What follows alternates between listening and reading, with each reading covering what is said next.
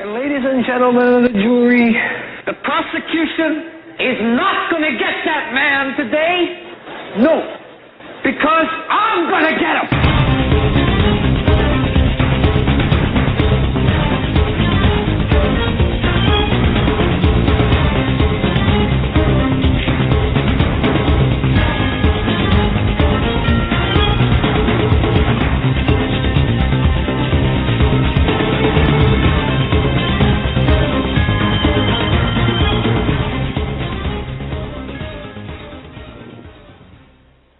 This is the Hagmann and Hagmann Report for today. It is Sunday, January 13th, 2013. I'm Doug Hagmann. With me is my co-host, my son, Joe Hagmann. Folks, you're about to hear 3 hours of an incredible special Sunday night program. What we've got tonight is unprecedented. I shouldn't say unprecedented because both Mr. Horn and Mr. Quayle have been on together, but unprecedented in our radio history. Folks, we have a special program tonight. Before I make the introductions, I just want to say, Joe, welcome to the program tonight. Glad to be here. Very excited for tonight's show, so let's just get right to it. All right. We have with us, and folks, this is a pleasure, internationally renowned speaker, author, lecturer, radio host, best-selling author of several books, including one of his newest, Petrus Romanus, The Final Pope is Here, also Forbidden Gates and Napoleon Rising, 2012. Folks, I've got those books. I've read those books. They're fantastic. Tom Horn is a very well-known columnist whose articles have been referred to by writers of the LA Times Syndicate, MSNBC, Christianity Today, New Man Magazine, World at Daily, Newsmax, White House Correspondents, and, of course, Northeast Intelligence Network, Homeland Security, US.com, and CanadaFreePress.com. Mr. Horn has been interviewed by people like U.S. congressmen, senators, and so on his findings, as well as he's been featured repeatedly in major media, including top 10 talk shows, including America's Morning News for the Washington Times, the 700 Club, the Harvest Show, Coast to Coast AM, Prophecy in the News, in the Southwest Radio Church, just to name a few. Mr. Horn has received the highest of honorary degree doctorates bestowed in 2007 from legendary professor Dr. I.D. Thomas for his research into ancient history, and he's been endorsed by such national leaders as Dr. James Kennedy. Also with us, folks, is Mr. Steve Quayle, internationally renowned best-selling author of numerous books, each of which I would recommend everyone get. And, of course, he's the head of stevequayle.com. That's stevequayle.com. And, of course, Mr. Horn can be found via HomelandSecurityUS.com. His home base is RaidersNewsUpdate.com. With that, Joe, do we have each gentleman on with us? Yes, we do. Hi, Steve. Good evening, Doug. Good evening, Joe and Tom. What a delight. We get to go where even some of the Star Trek writers didn't go before or yet before us. So tonight it's going to be amazing, let's just say this, trip through Revelation Lane. And Tom, God bless you and thank you for the work you're doing. And I think it's important to start out, Doug and Joe, with Tom, and because the bottom line is Tom and Chris Putnam have been in contact with some of the leading Vatican astronomers, thinkers, theologians, and I think it's good to let Tom set the baseline for tonight's discussion because we're going to be talking about the aliens that are coming to be the saviors of mankind and humanity, and Tom and I have both written parallel concerning that for the past 15, 20 years. So independent of each other, God has knitted a framework and a tapestry of ever-increasing revelation, and by the grace of God tonight, I pray that people see the big picture. Tom, go ahead and take it and share what it is that is coming upon, the earth. Hey, Steve, great to be on with you again, and also Doug and Joe, thank you for having me on the Hagmann and Hagmann show with Steve Quayle. My first time to be on your show, and I'm very excited about it, and I'm humbled to be on. Well, we're humbled to have you, and just to let you know, Mr. Horn, at the top of the hour, we have about a 3.5, 4 minute break. But the floor is yours until then. And by the way, we are being heard right now in about about 40 countries as we speak. So this is a fantastic platform for you. So you just go ahead and take it away. All right. Well, Steve, Doug, Joe, as probably at least the three of you know. And by the way, Steve, I blame you for all this. This is your fault, you know. Well, I will take the blame because obviously it was starting this whole thing off, and with the aliens and fallen angels, sexual corruption of the human race, I think that most people thought I was probably from another planet, but now they're coming to find out through your efforts that exactly what we're talking about is the biggest news behind the scenes. Is it not, Tom? Well, yeah, and what we found out, the reason I say we blame you is because, you know, a year ago we did a show with you when we released the book Petrus Romanus. We were talking about the prophecy of the popes. And when we did that show, it became the number one blog talk radio show in the world for 1 week. But then about 4 weeks later, you had me come back on, and we talked about the Vatican ET connection, which was really kind of just like an add-on conversation, right? And yet that show became the number one blog talk radio show in the world for over a month and stayed in the top 10 for several months. And what it did was it illustrated to Chris Putnam and I that the world is very interested and maybe even can identify more with the idea of the Vatican's interest in extraterrestrial intelligence and even the idea of an alien savior. Maybe they identify with that more than what was more a complicated conversation around the prophecy of the popes. And so your fault that we found out that the world was interested in that, but we couldn't have known where it was going to take us. And the very first thing that we decided we needed to do was to try to arrange, and we did, through the Arizona State University, an opportunity to be able to go to Mount Graham, because you can't go there unless you're invited to go there, and in fact you can't get up on the top of the mountain unless you go there with a guard who has a key to the gate, and they get you up there. And anyway, if people want to read about that, they can read about this new Exo Vaticana series. It's being published right now by Paul over at newswithviews.com. In fact, he has a new part to the series that's over there tonight. I'd encourage people to go over there and read. They'll also be able to find out more about the ongoing investigation in the weeks to come at RaidersNewsUpdate.com. And I promise all will be revealed as we go along. We're actually doing something a little different this time, Steve, in that last time our investigation was finished when we did the radio show. This is almost kind of like right in the middle. We're still waiting on documents. So we've got documents that we're supposed to receive the first week of next month that's going to verify some of the material that we're looking at right now. But anyway, the bottom line is the Exo Vaticana, there'll be a new part up again on Tuesday, and that will just keep happening. We've been invited all over the world, including, by surprise, Italian media wanted us to come over to Italy and talk to them about both Exo Vaticana and Petrus Romanus, which we declined for security reasons. You know what I mean, Steve? Oh, that was a very wise decision. Yeah. That's kind of like Tom being invited into the stew pot by a cannibal who promises a tasty meal. Unfortunately, it's you. Yeah, and we decided that we were probably not Shadrach, Meshach, and Abednego, so we decided to pass on the invitation. But anyway, we went to Mount Graham, southeastern Arizona, to start the investigation, and primarily why we went there. We learned a lot more than what we went there to learn, which was really kind of an exciting surprise. But we went there in particular to ask about the projects and the observers that are approved to operate VAT, the Vatican Astronomical Technology Telescope. We got the Jesuit father who was on duty that day on film, and that material will be talked about a little bit later, but we'll hint at a lot of it tonight. But basically what we learned was the most important research occurring on top of Mount Graham, including the Vatican's astronomers, is the quest not just to pinpoint extrasolar planets, but certain extrasolar planets and advanced alien intelligence. Now, first, I should start by explaining, because there's a couple of things that seems like the public is a little bit confused about. So let me explain. First of all, on Mount Graham, you have the Mount Graham International Observatory Community. This consists of 3 telescopes.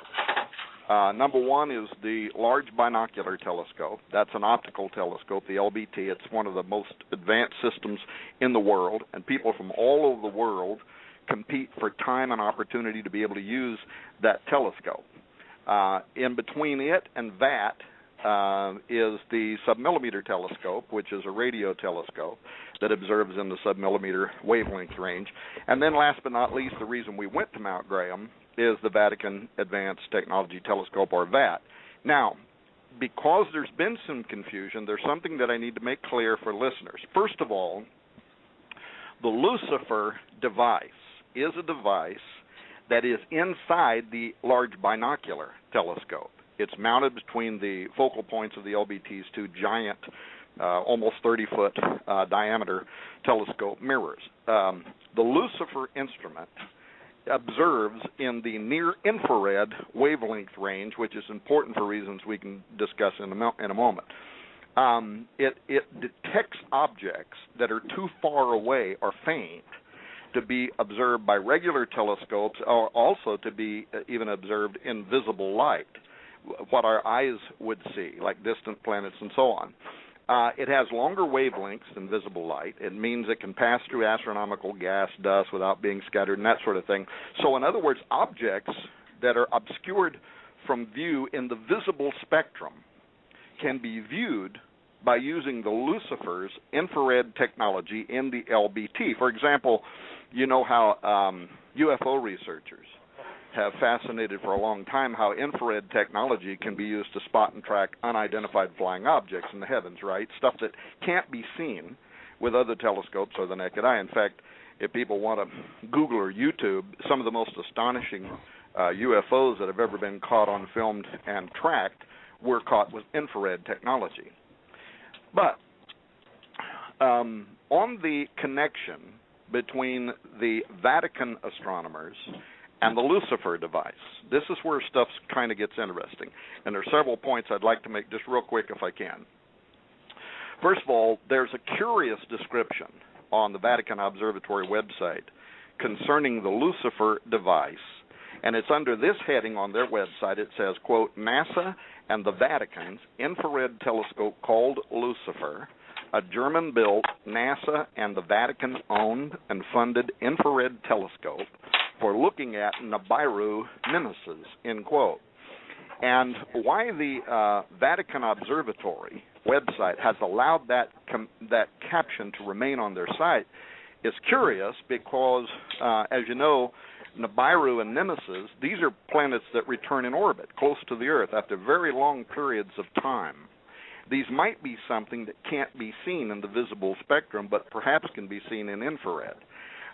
These are planetoids that have been connected in modern myth with Planet X and so on, but more darkly with the destruction of planets that some believe occurred during a great war between God and Lucifer when the powerful angel was cast out of heaven. In the book of Job, where the prophet details how God destroyed the literal dwelling places of the angels that made insurrection against him. Job 26, people can read about that.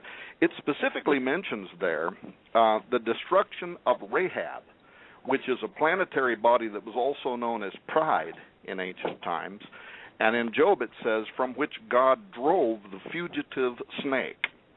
So the question is, and this is part of our investigation, and this is a big question, is Rome and other world powers using the Lucifer device to observe something that the rest of us are unaware of, something that they believe represents this ancient war, or maybe something else, keeping an eye on approaching, angelic transportation devices, UFOs, something that, remember Father Malachi Martin hinting at that?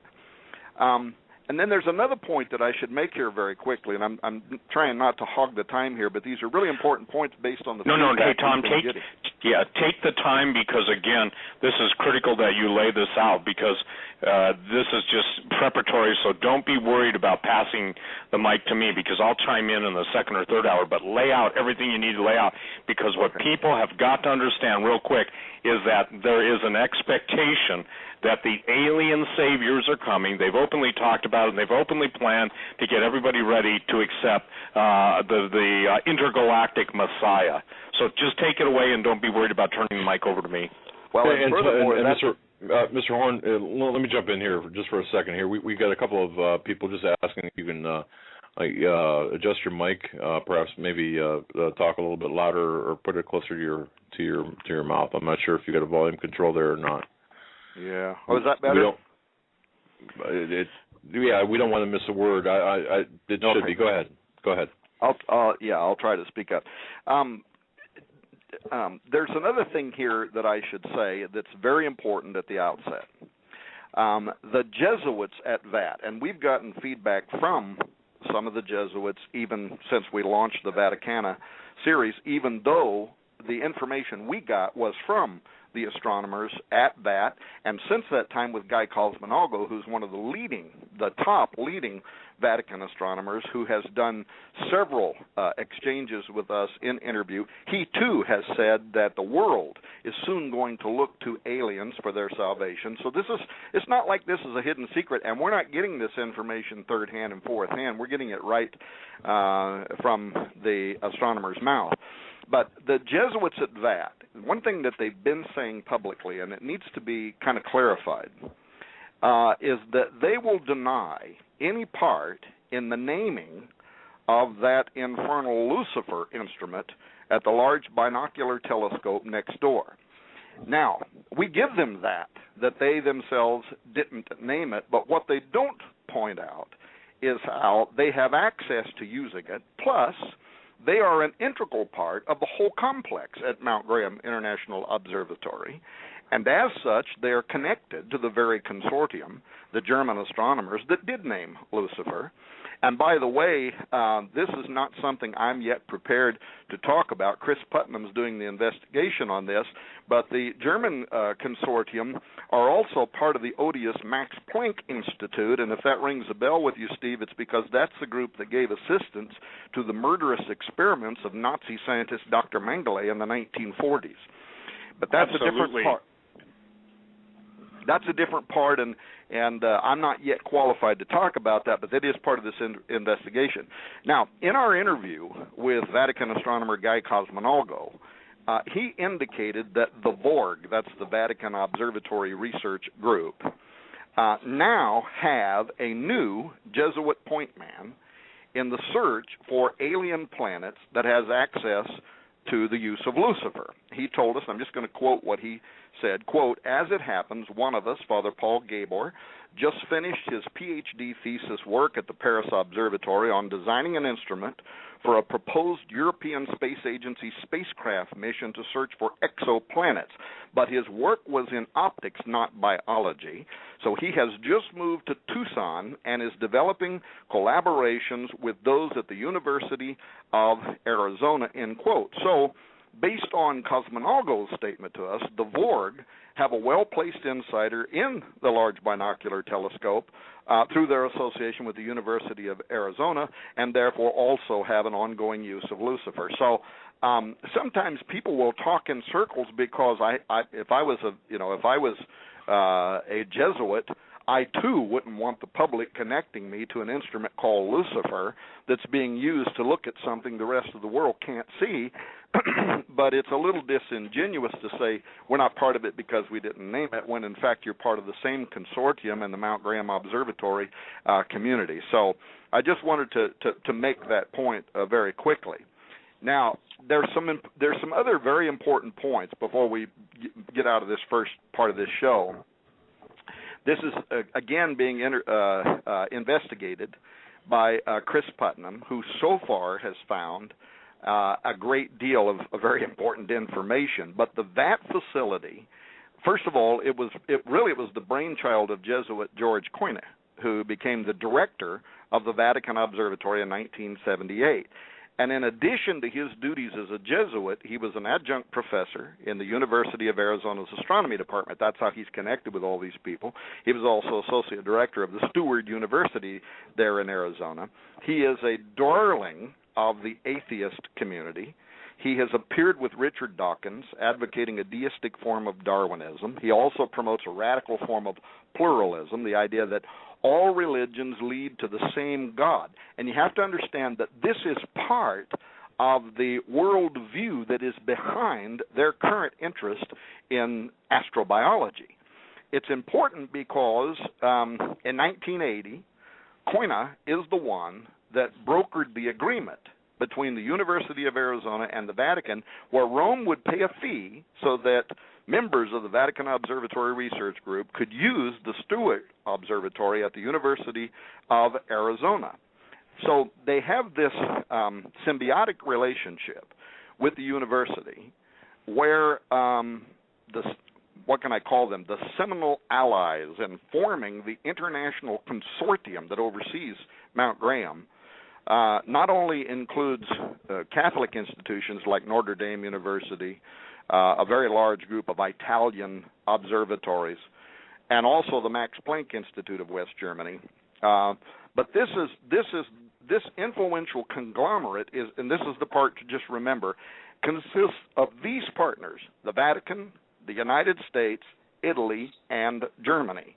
So when we were at the Large Binocular Telescope, I even asked one of the instrument engineers that was explaining how Lucifer works to us if the Vatican or if its astronomers could make use of Lucifer, or did they make use of Lucifer? And since he wasn't the one that organizes who uses it, he wasn't exactly sure, but he simply repeated the fact that any of the astronomers there, if they make application to get time, certainly could be using it, and since they're in that community, they do. So now, one other fast thing. I realize I'm kind of jumping around here, but there were some points that I wanted that are based on feedback we've been getting via email that I wanted to answer real fast.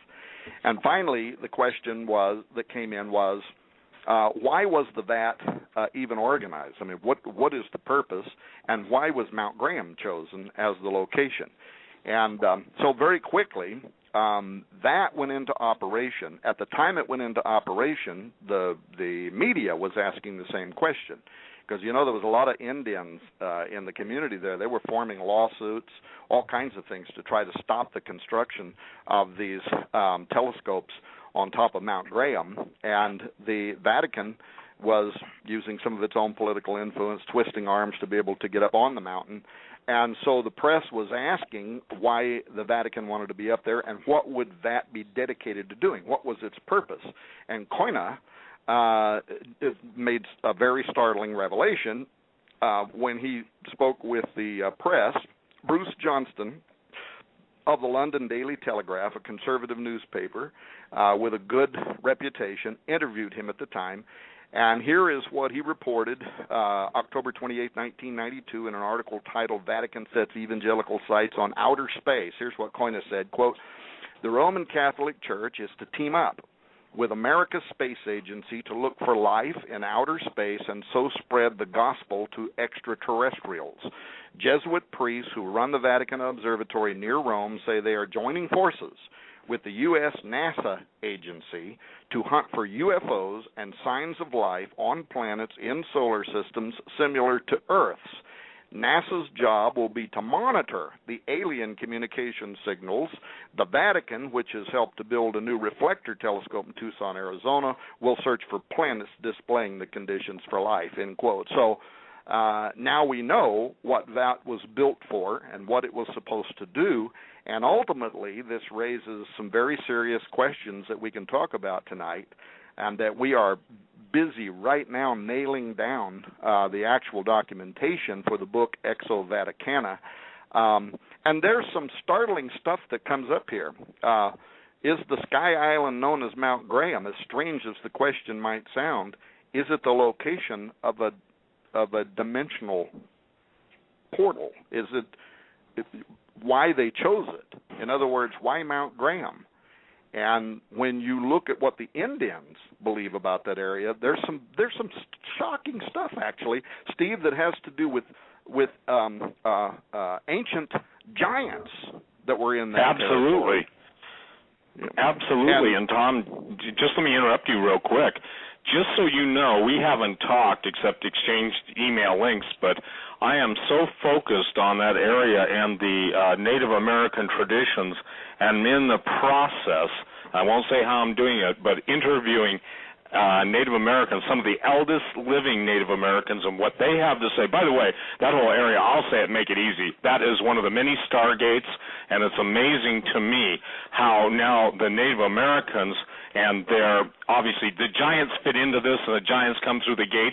And isn't it interesting that you said on one of the shows we did several years ago, on a specific date, there would be giants seen, and lo and behold, they were seen in Uffington, England, at the CERN, not the CERN that the particle accelerator, but at with the giant chalk figure. That very place is where the giants, the multiple policemen saw it. And now, isn't it strange? We haven't talked, and that's where my whole area of focus is personally, is on the stargates of the desert Southwest, the legends, myths, and the extraterrestrial visitation to those specific tribes. Now, that's amazing to me.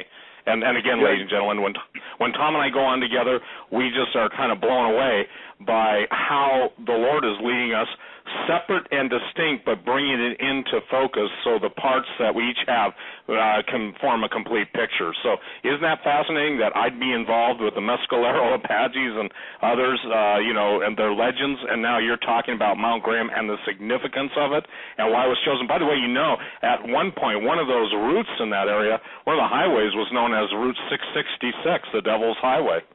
Yeah, that was the highway that was actually changed. That's the highway that you have to take in order to get to Mount Graham. Right. Isn't that fascinating? Why would it be called, the Devil's Highway, Route 666? It was changed. Lucifer, and you said something I think I just got to stop you on real quick. The whole technology being run through the Germans and the whole tie there, and I know this is going to sound amazing to a lot of people, but it goes back to the Antarctic and New Schwabenland and the Nazi technological joint venture with aliens, and I'm not talking illegals here, and it's fascinating that you're in Arizona. Antarctica has come into the focus of a lot of concern because of all the nations building telescopes there, so the tie is like a cerebral cortex and all the neurons and axons tying and coming together. And I think this is the time of Daniel that God spoke about to his servant Daniel, that the gates are not only be opened, as you have been talking about in the Armon Gate, and we talked about years ago, but now the knowledge that's increasing. Unfortunately, all knowledge isn't good, because with much knowledge comes much sorrow. So the fact that you are at one of those Stargate portals, and one of the most renowned, I think, is just mind-blowing, and the connections of all what we would call esoteric, psychic, and occultic powers are, pun intended, focusing their eyes in the infrared spectrum on who's coming. What is Lucifer? He's a light bringer. Right. And continue, sir. It's just only a coincidence, right, that they named that instrument Lucifer? Yeah. You mentioned that I said that tongue in cheek, by the way. You mentioned CERN, and you and I talked some years ago at how at CERN their own top physicists were saying that something might come through a dimensional door at the Large Collider. Did you see the news story this week where they were talking about how 2012 was a big year in science, but 2013 is going to be even bigger? And when you read the article, we have it linked, I think, at Raiders News Update today. When you read the article, what they're talking about is how next month in February, CERN is going to be closed down, it's going to be shut down for 24 months for a very specific reason, and that's so that they can supercharge it. Why? According to CERN, they're going to supercharge it because in 2015 they hope to be able to open portals and find out if there are other dimensions, and the language in the article says they want to know if there are other realities there and people inside these other dimensions, or not necessarily extraterrestrial, but intelligence inside these other dimensions. So, and 2015, of course, is also very important. Let me say something about these mountains while it's still, part of our conversation. mountains, first of all, universally are associated with deities and spirits. That's even true in the Bible. But history suggests that part of the reason that the native people there considered Mount Graham to be holy involved several things. One was unusual heavenly activity there in ancient times when UFOs that were called spirit lights moved through the sky around that mountain, something that even contributed to the local Indians their attribution of powers to the solar system and natural phenomenon. The base of the mountain hosts the St. Paul Paisius Orthodox Monastery, which is a women's community that's dedicated to intercession for the alleged Marian phenomenon. Now, as evangelical Christians, we don't accept Marian dogma. Our position, I think, at least for some of us, is that so-called Marian apparitions are really more akin to UFO phenomenon anyway, and that's a position that's supported even by some Catholic scholars, including the pro-Catholic scientists at the American Institute of Aeronautics and Astronautics, Dr. Nelson Pacheco. I don't know if you read his out-of-print book, Unmasking the Enemy. I can send it to you.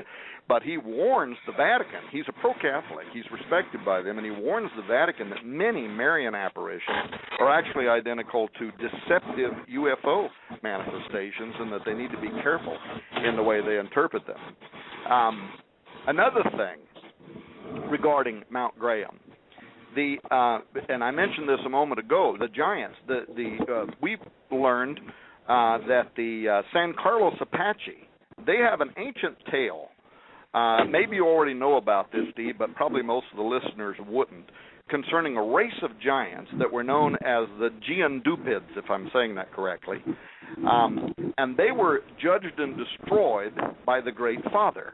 Now, the Phoenix metropolitan area, which is basically where I grew up, that covers Maricopa County and Pinal counties, but it's often referred to as the Valley of the Sun. Know why? Because according to the legend, there was a race of Indians called the Tartums, and they lived in the valley. They were peaceful farmers. They prospered, and then one day they were invaded by these Geondupids, which are described as Goliaths. They used tree limbs for toothpicks. And these Nephilim were led by a massive man named Evilkin that allegedly came from the northeast and were headed south to their home beyond the Gulf of Baja. And these giants nearly wiped out the Tartums before they hid themselves underground in the mountains. And that was when the father or the son, according to Indian legend, threw this huge fireball that seared the monstrous Nephilim into the scorched mountain rock. Now, elements, of course, of the Indian tale are obviously mythologized in the modern version by the Indians, but the original story has remarkable thematic coherence to Genesis chapter 6.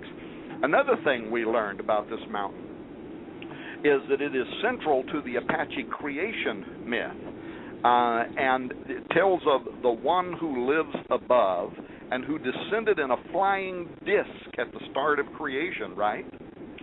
And so in their creation myth, they talk about how nothing existed, no earth, no sky, only darkness everywhere.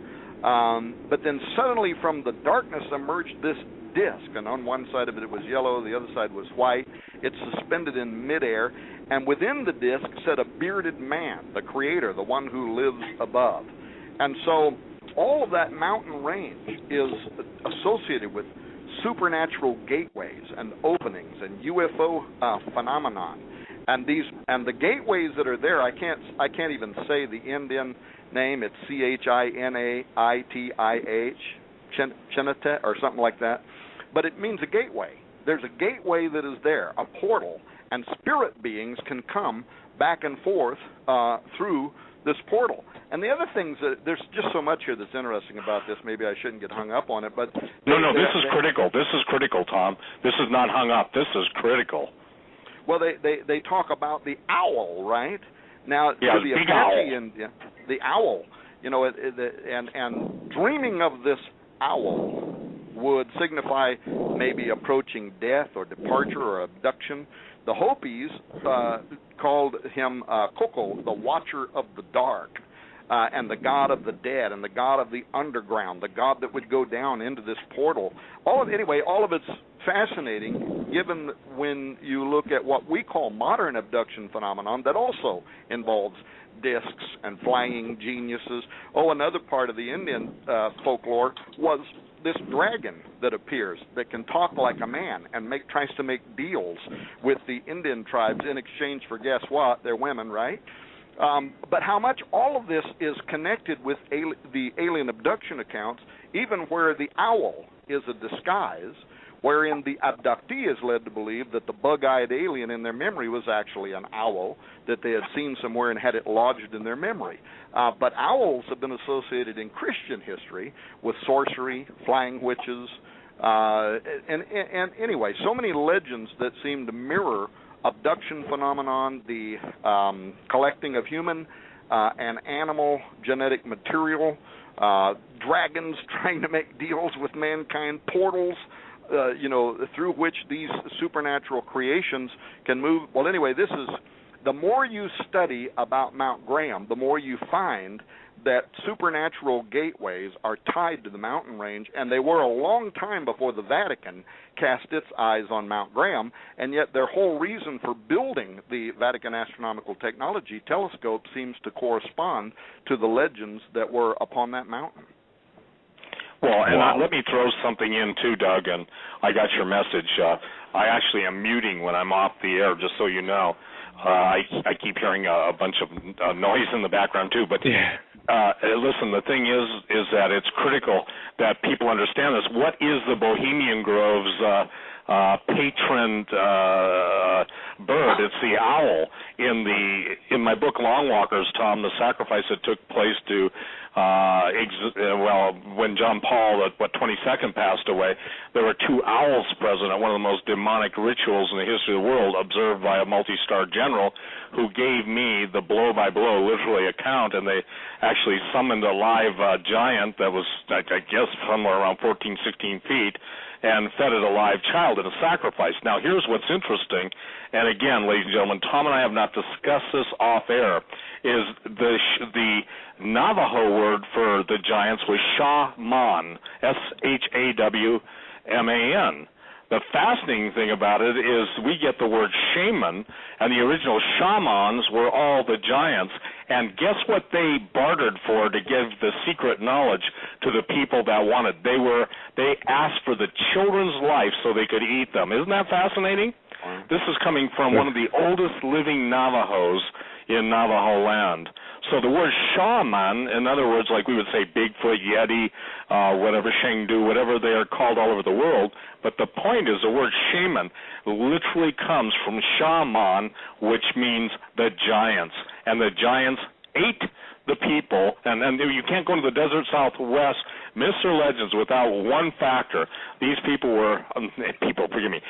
entities, the giants, were voracious in their appetite, and they literally just cut a wide swath, and in order to get secret knowledge, sacrifice had to be made. Their children had to be given, and the shaman, or actually now the shaman, were more than willing to do that. So I thought that was a fascinating bit of information I was completely unaware of until it was made known to me. Well, the bottom line, Steve, all of our experiences on Mount Graham and since Mount Graham, and by the way, we haven't just interviewed the Vatican's astronomers. We have a whole list of experts from around the world. In fact, when we release the book, Exo Vaticana, we're going to offer more than 20 solid hours of audio recordings from interviews with experts all around the world, including people in government with high security clearance levels.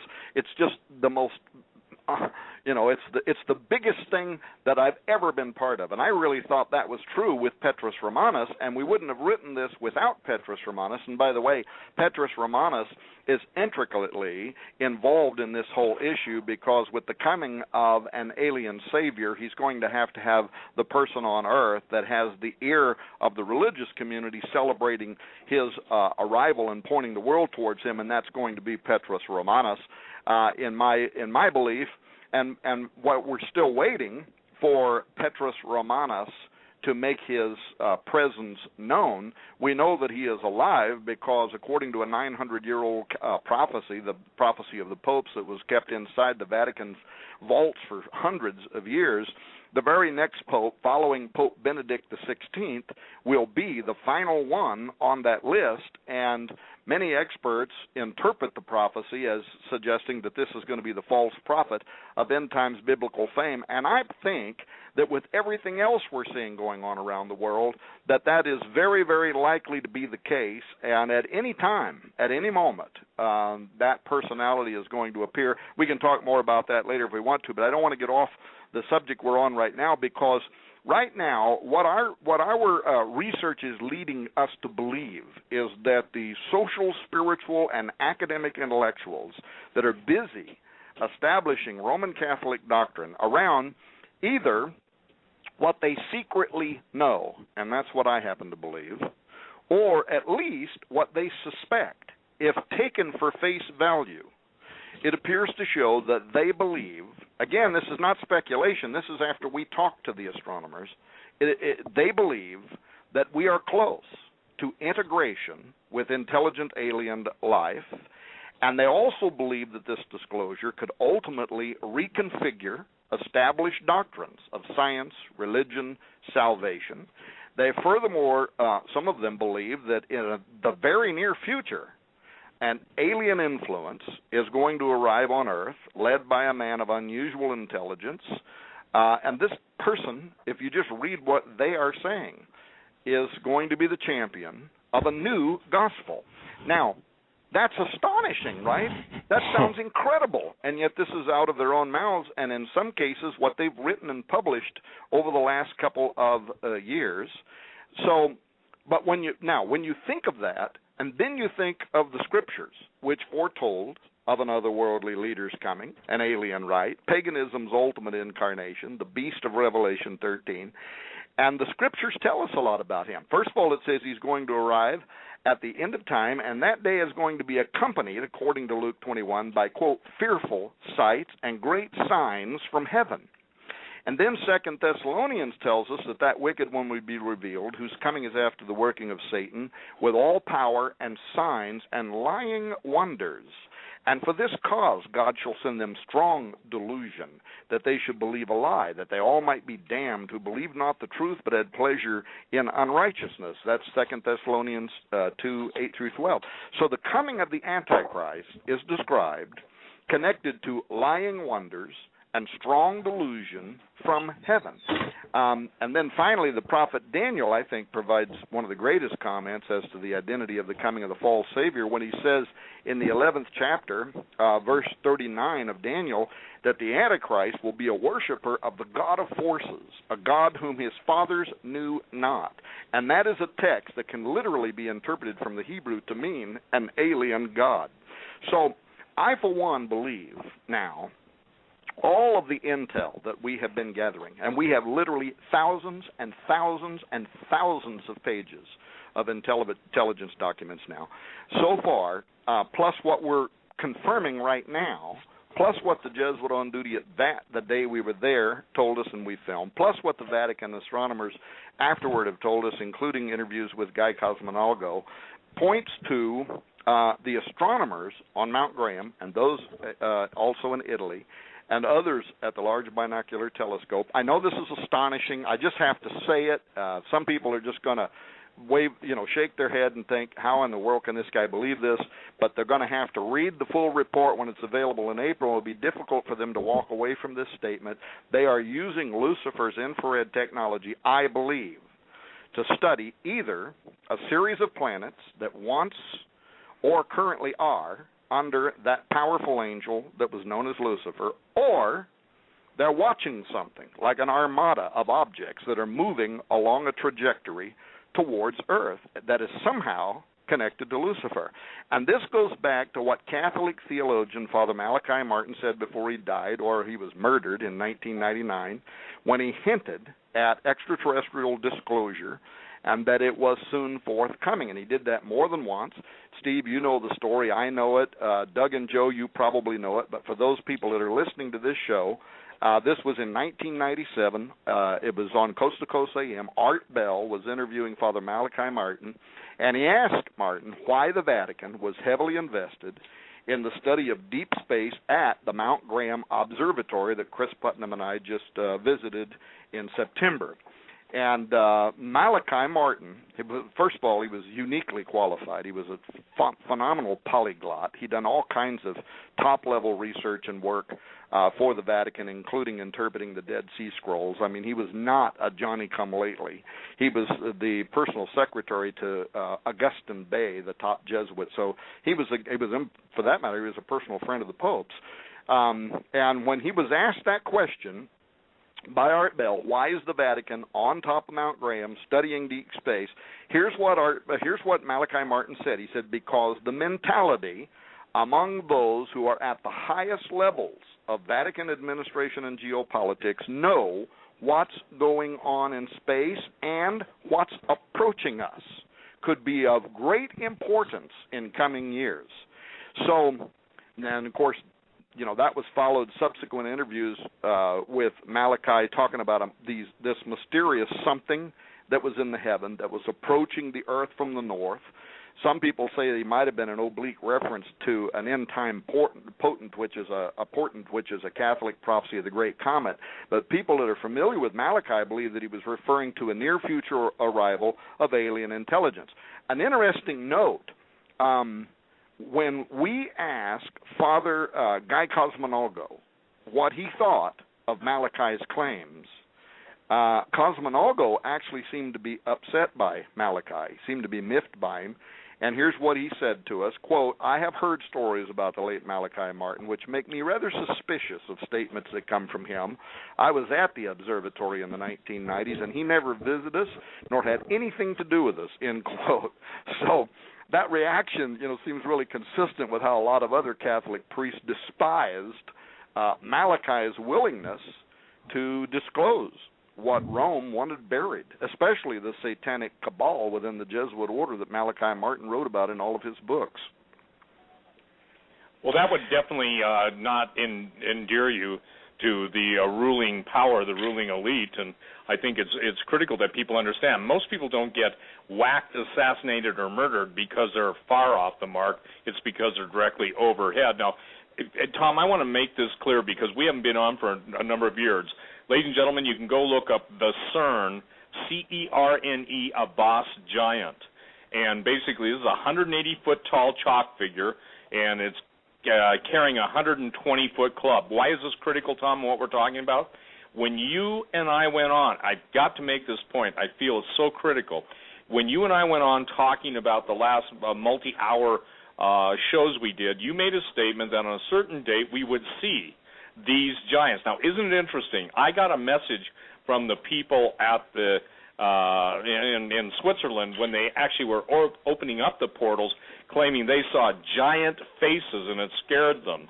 So what I'm saying is when you went on record saying by such and such a date, and I don't remember it, to the day was the day, and this is in Great Britain, when multiple policemen responded to reports in the area of the CERN Abbas giant, A-B-B-A-S. It's C-E-R-N-E, Abbas giant.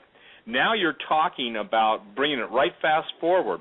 We are talking about a global agreement amongst the most powerful people in the world to welcome Lucifer back to the planet. They're using all the technology of the fallen ones, all the technology of the ancient ones, and all that they're able to grasp, acquire, steal, murder for, or get in any way to make the fulfillment of the rule and reign of Lucifer on earth pertinent and in a very timely way. And so we're there, and I would tell you this, all my sources say what's coming in from beyond the stars is an armada. It's not about Planet X, though that exists. It's not about Nibiru. It's not about Gabriel's fist.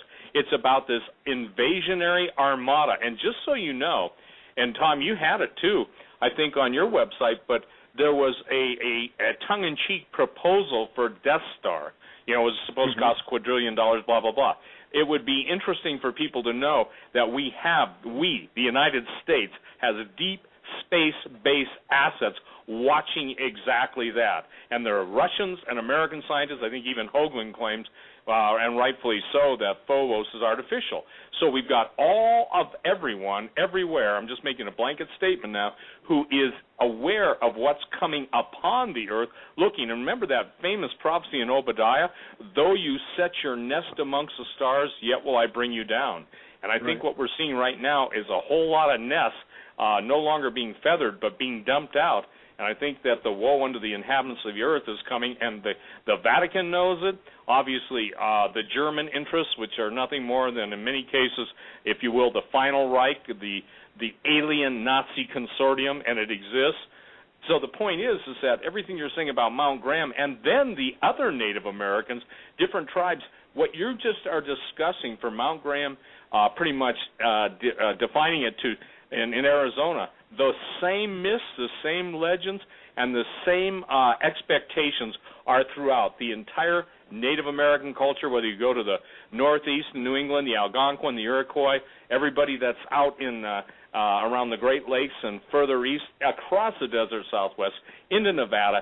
You can't get away from the giants, the alien connection, and the intel, and I thought that was fascinating. When you just said that a minute ago, you and I caught a lot of flack for the last decade, 2 decades, whatever. But now everything we've talked about is pointing to that there is a great expectation. The only ones I see living in denial are people that simply don't want to embrace what you and I and others are laying out as is almost irrefutable evidence that this is what they're going for. Well, sure, and I gave up trying to explain myself to anybody a long time ago. I always know any book I write, anything I say, any show I do with you or anybody else, it's going to send a certain community out there into a demonic frenzy once again, and some of them pretend to be Christians. But there's nothing you can do for them except keep doing what we do, keep speaking the truth. And, of course, that itself is a sign of the end times, knowing that Lucifer will come, or Satan will come down in great wrath, knowing that he hath but a short time. He's doing now the same thing he did when Jesus came. The Pharisees, they would try to set Jesus up, right? They would study his words to try to take something that he would say and take it out of context so they could trap him in his words, and he was too smart for them. And you look around us right now, every single show we do, every single thing we write, there's that community out there that tries to take anything we say or do, take it out of context, try to make it sound like but whatever. Jesus said that the Pharisees were of their father, the devil. He said if they hate me, they're going to hate you too, so we'll just keep doing what we do. They'll keep doing what they do, and one of these days the judgment seat of Christ will happen and the sheep are separated from the goats. There is a mass or something moving towards Earth with a definite arrival destination. And I believe that it can only be seen using Lucifer-like infrared technology. This is where a great deal of our research is going to point. It's being monitored from Mount Graham. And by the way, Steve, it rings really true to what I was told from Phobos. Remember him? I don't get to talk to him no more for reasons I can't explain. I haven't actually for a few years. But years before this infrared technology was brought to Mount Graham in the form of the Lucifer device, remember, and this a couple of years before the Vatican spokesperson started talking so much about our space brothers, he had said, when you see the Vatican start talking about this, know that the clock is ticking down. Remember, you and I did shows a decade ago talking about that, and almost right after, Cosmonolgo put out his little booklet talking about our space brothers. Gabriel Funes went on, into the media talking about our space brothers.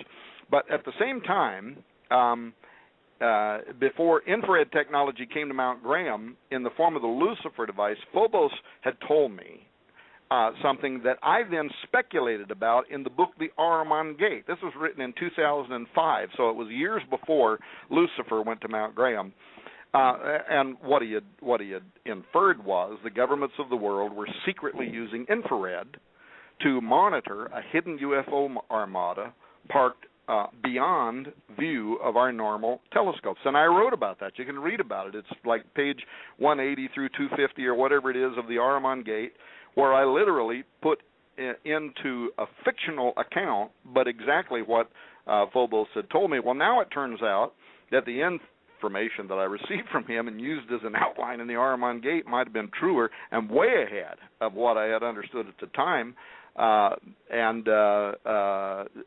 furthermore, that now seems to be set to start unfolding in the year 2013. The bottom line is this, so I can get past this point. I'm looking at the clock. I realize we're going to go to a break in just a moment. We intend to provide files, images, over 20 hours of audio interviews with leading experts, private PDFs sent to us from Vatican astronomers, even video that will more than suggest that Rome is paving the way for the imminent, widespread acceptance of an alien savior, and there's reasons why they are doing that is beyond their control. They also believe it's going to lead the masses to believe that God's going to use these extraterrestrials in a way that he used them once before. In other words, they're interpreting them like we would think of as angels, as his agents in creation. And according to the Vatican's top theologians, this is going to be presented in a way that it does not immediately require us to explicitly renounce our faith in God, but it is going to require radical reinterpretation of Christianity as somehow this information is presented. It's also going to be useful for establishing a global system and religion, another goal the Vatican has emphasized lately, or as one of our consultants wrote, the ripple effect is going to eliminate, I'm quoting now, any discernible obstacle to articulating a global religion that honors the cosmologies of all faiths, united as they are under the reality of an extraterrestrial influence, end quote. Wow.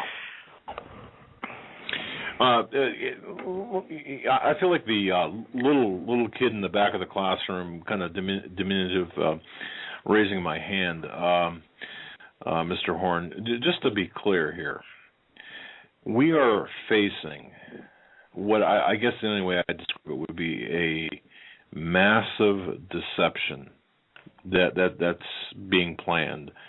Is that a fair statement? I guess.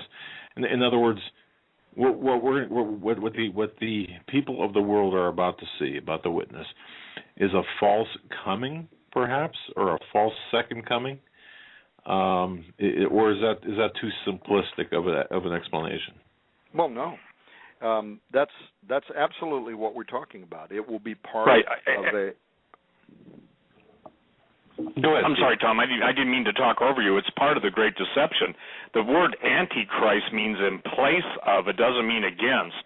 So the bottom line is what the Vatican's doing is shoehorning the idea that, number one, the aliens can be redeemed, and number two, they're going to spring at the right moment the fact that God is an alien power, that Jesus was either a hologram or a genetically altered super alien that came to save us, and that's the ultimate deception, Jug. It's not a false rapture or anything. It is basically the total deception. Jesus made it easy when he said this: I came and you received me not. Another will come claiming to be me. Him you will receive. So it's going to be in place of, not out of place. In other words, they're going to substitute the alien God for the real God, and people are going to be deceived by it. Is that accurate, Tom? That's accurate, and furthermore, you can, if people want to Google this stuff, just type in Funis' name, type in our space brother, read what the Vatican is openly saying through its mouthpieces right now, in which they're saying that not only do aliens exist, but they might be closer to God than we are, morally superior to us, and they will be coming here to evangelize us, to show us a better way. That's the reason why the Vatican's top theologians are saying that we won't immediately have to renounce our faith in God, but once we understand the gospel as they do, since they're closer to God than we are, we fell, they didn't, they're morally superior to us, they're going to show us a better way, a clearer way, and they're going to be led by some type of a leader who will, I guess, be held up as the Savior persona. There's a doctrine we won't go into, but it's called many Christs, and this is very popular to the Vatican's astrobiologists right now. The idea that Christ might have been manifested in many ways on many different worlds to all kinds of intelligent beings, but those who haven't fallen have remained fully in His grace. They're not fallen like we are. They're unfallen. They're superior to us morally and spiritually, and they're the evangelists that are coming to the earth to show us poor, dumb, stupid, lost earthlings a better way to get to God, and they'll be doing that through their champion. That's exactly what they are saying, and it isn't just the documents we've received or the interviews that we've done. You can Google this and read this stuff for yourself. It's exactly what they're saying. So Mr. it is Horn. a great deception, and it is imminent. Yeah, you're exactly right. You can just look today at Fox News. Tom Cruise, there's a headline, Tom Cruise thinks he's on a planet to fight aliens, according to his book, where he says that the aliens are going to come to protect humanity from those who are bent on destroying this planet. I mean, that's just from a headline from today. Well, so the whole subject matter is so popular. The bottom line is, I guarantee you this, no reasonable... Are we going to go to a break, or are we not? Yeah, we're about 30 seconds here. Okay. Well, then I won't launch into a great big Tom Hornism. Yeah. Go ahead, Joe. Well, you're listening to the Hagmann and Hagmann Report on the special Sunday edition, January 13th, 2013, with very special guest Tom Horn, author of Petra Romanus. You can go to RaidersNewsUpdate.com for his website, also joined by Steve Quayle. We'll be right back after these short messages.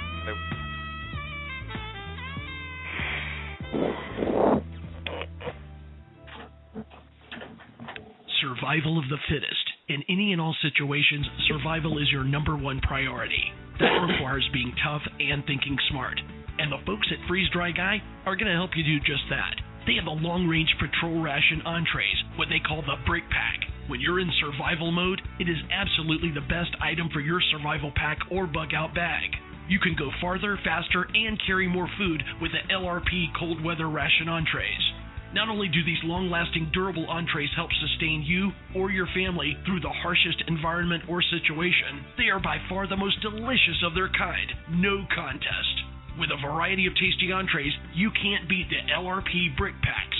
Let Freeze Dry Guy help you in your survival situations. Go to freezedryguy.com. That's freezedryguy.com, or call 866-404-3663. That's 866-404-FOOD.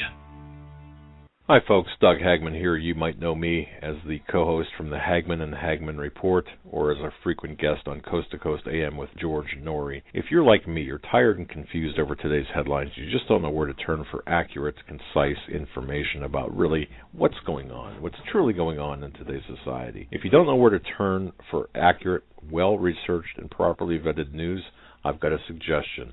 In fact, it's a requirement. Bookmark Canada Free Press. That's CanadaFreePress.com on the internet.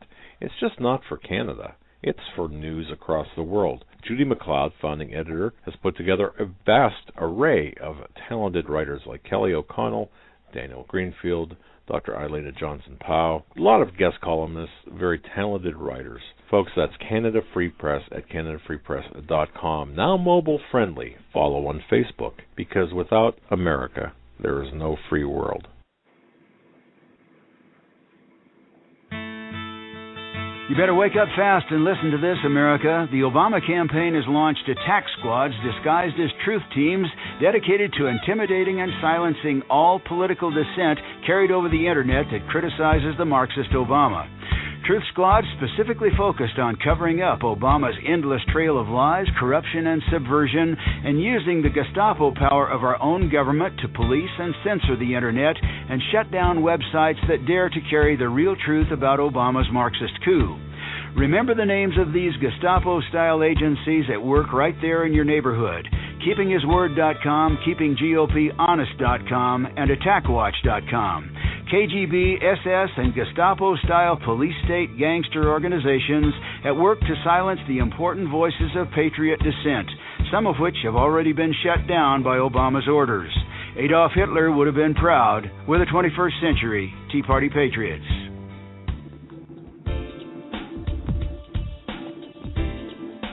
Hold on to your seats. The Hagmann and Hagmann flight is now taking off. Doug and Joe Hagmann have cleared the runway of TSA agents, jihadists, political crackpots, and global elitists. Now get ready for some real news. Here they are, Doug and Joe Hagmann.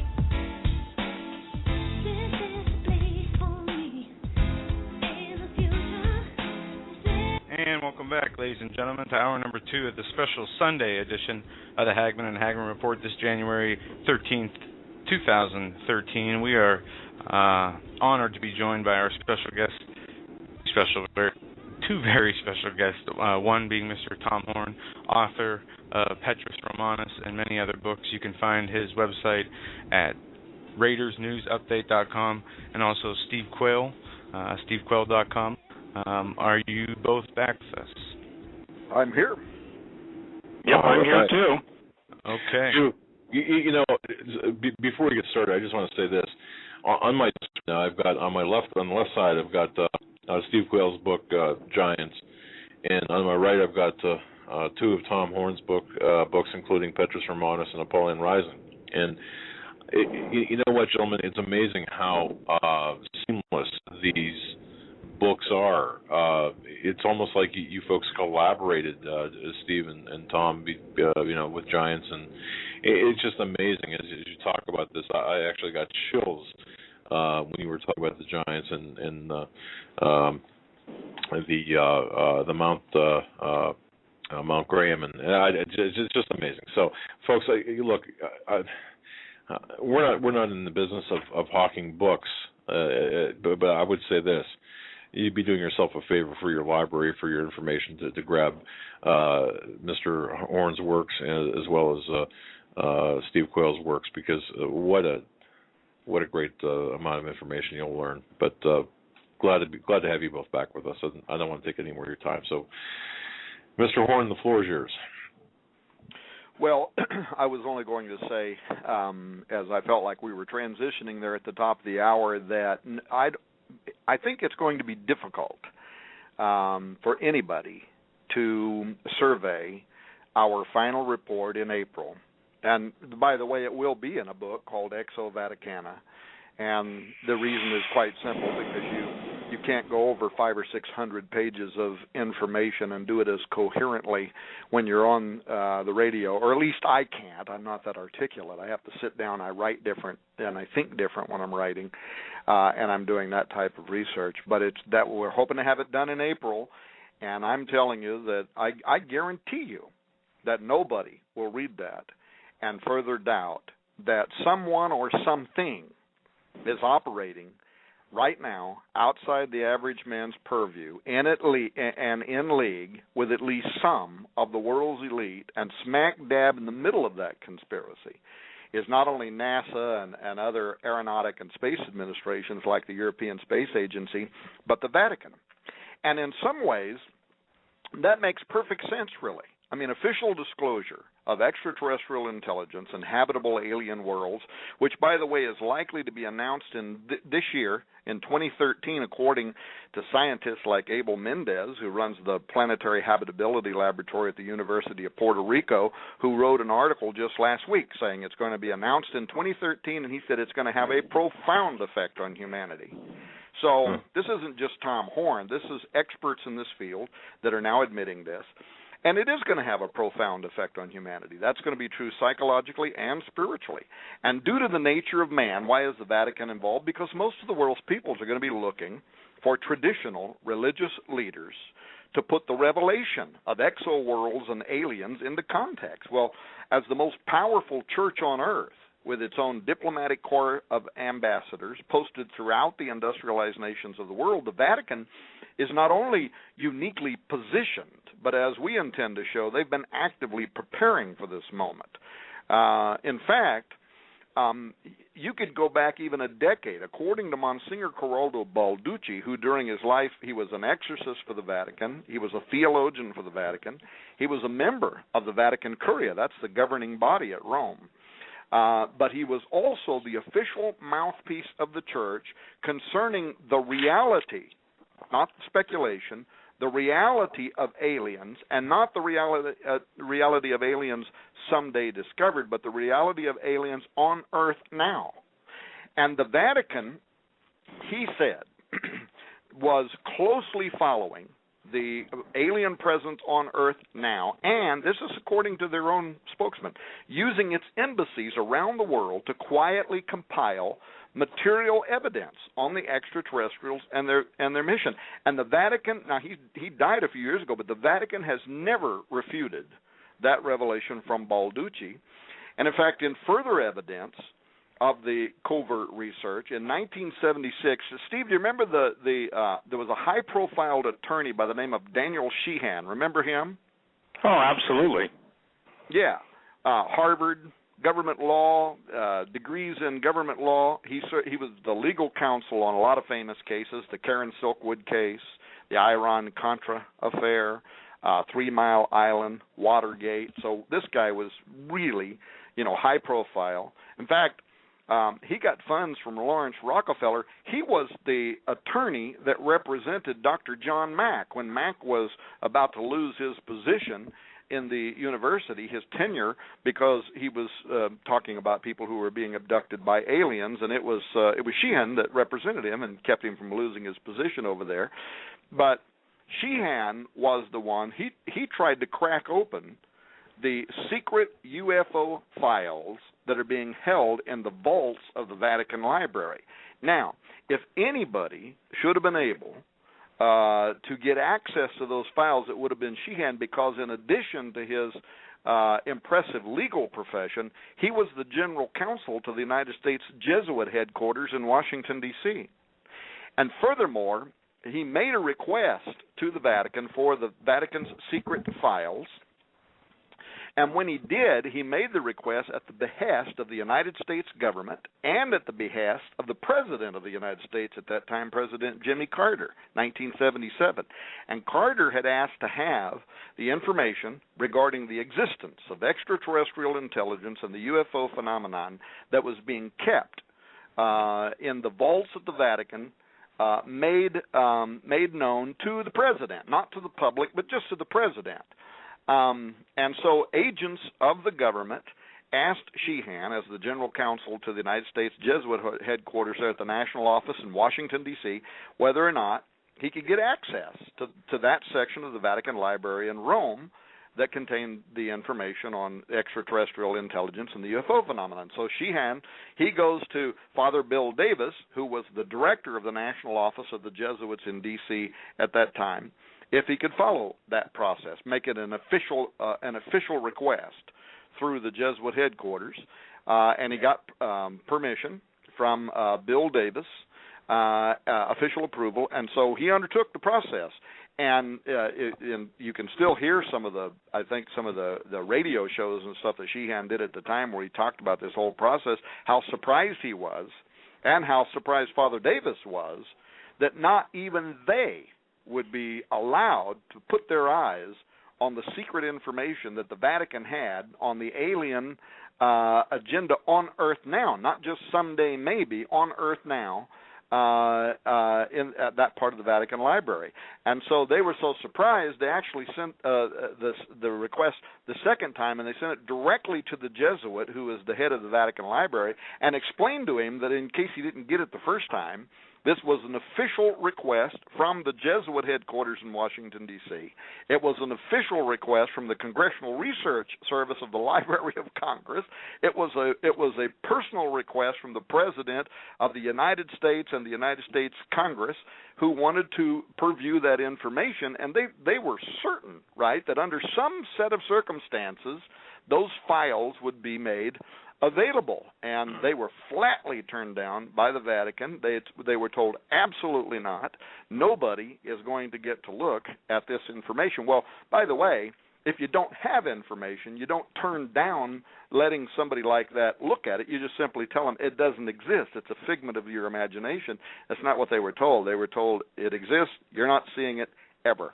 So there's a lot of evidence to support what Balducci was claiming, and that was the Vatican was using its amazing resources around the world to gather intelligence information on what was going on Earth right now.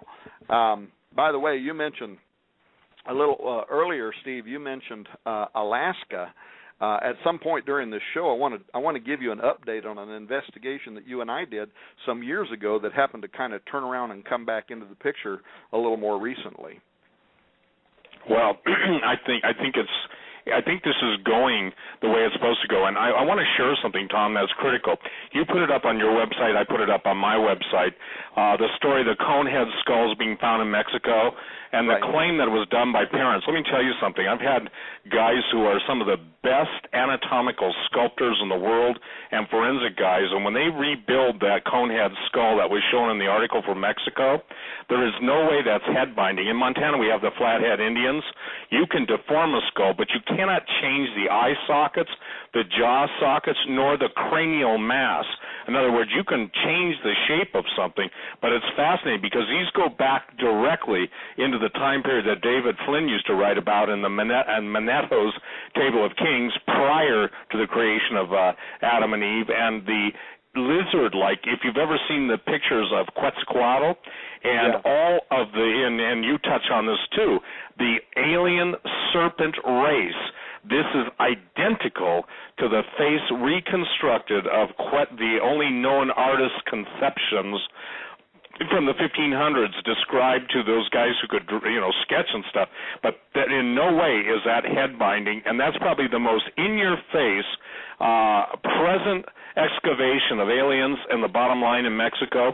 And when you look at all of the great pyramids and not what went on them, the whole bottom line in the Aztec, Incan, and Mayan culture is they were started by aliens, they were built by aliens, and all the blood sacrifice was just basically a day at the lunch counter for the aliens that basically were able to stay out or stay in control through the technology they had. The reason that's critical is because that same thing now is turning up. I'll be sending you, Thomas, as I can get it in a form I can send it. I just got it recently.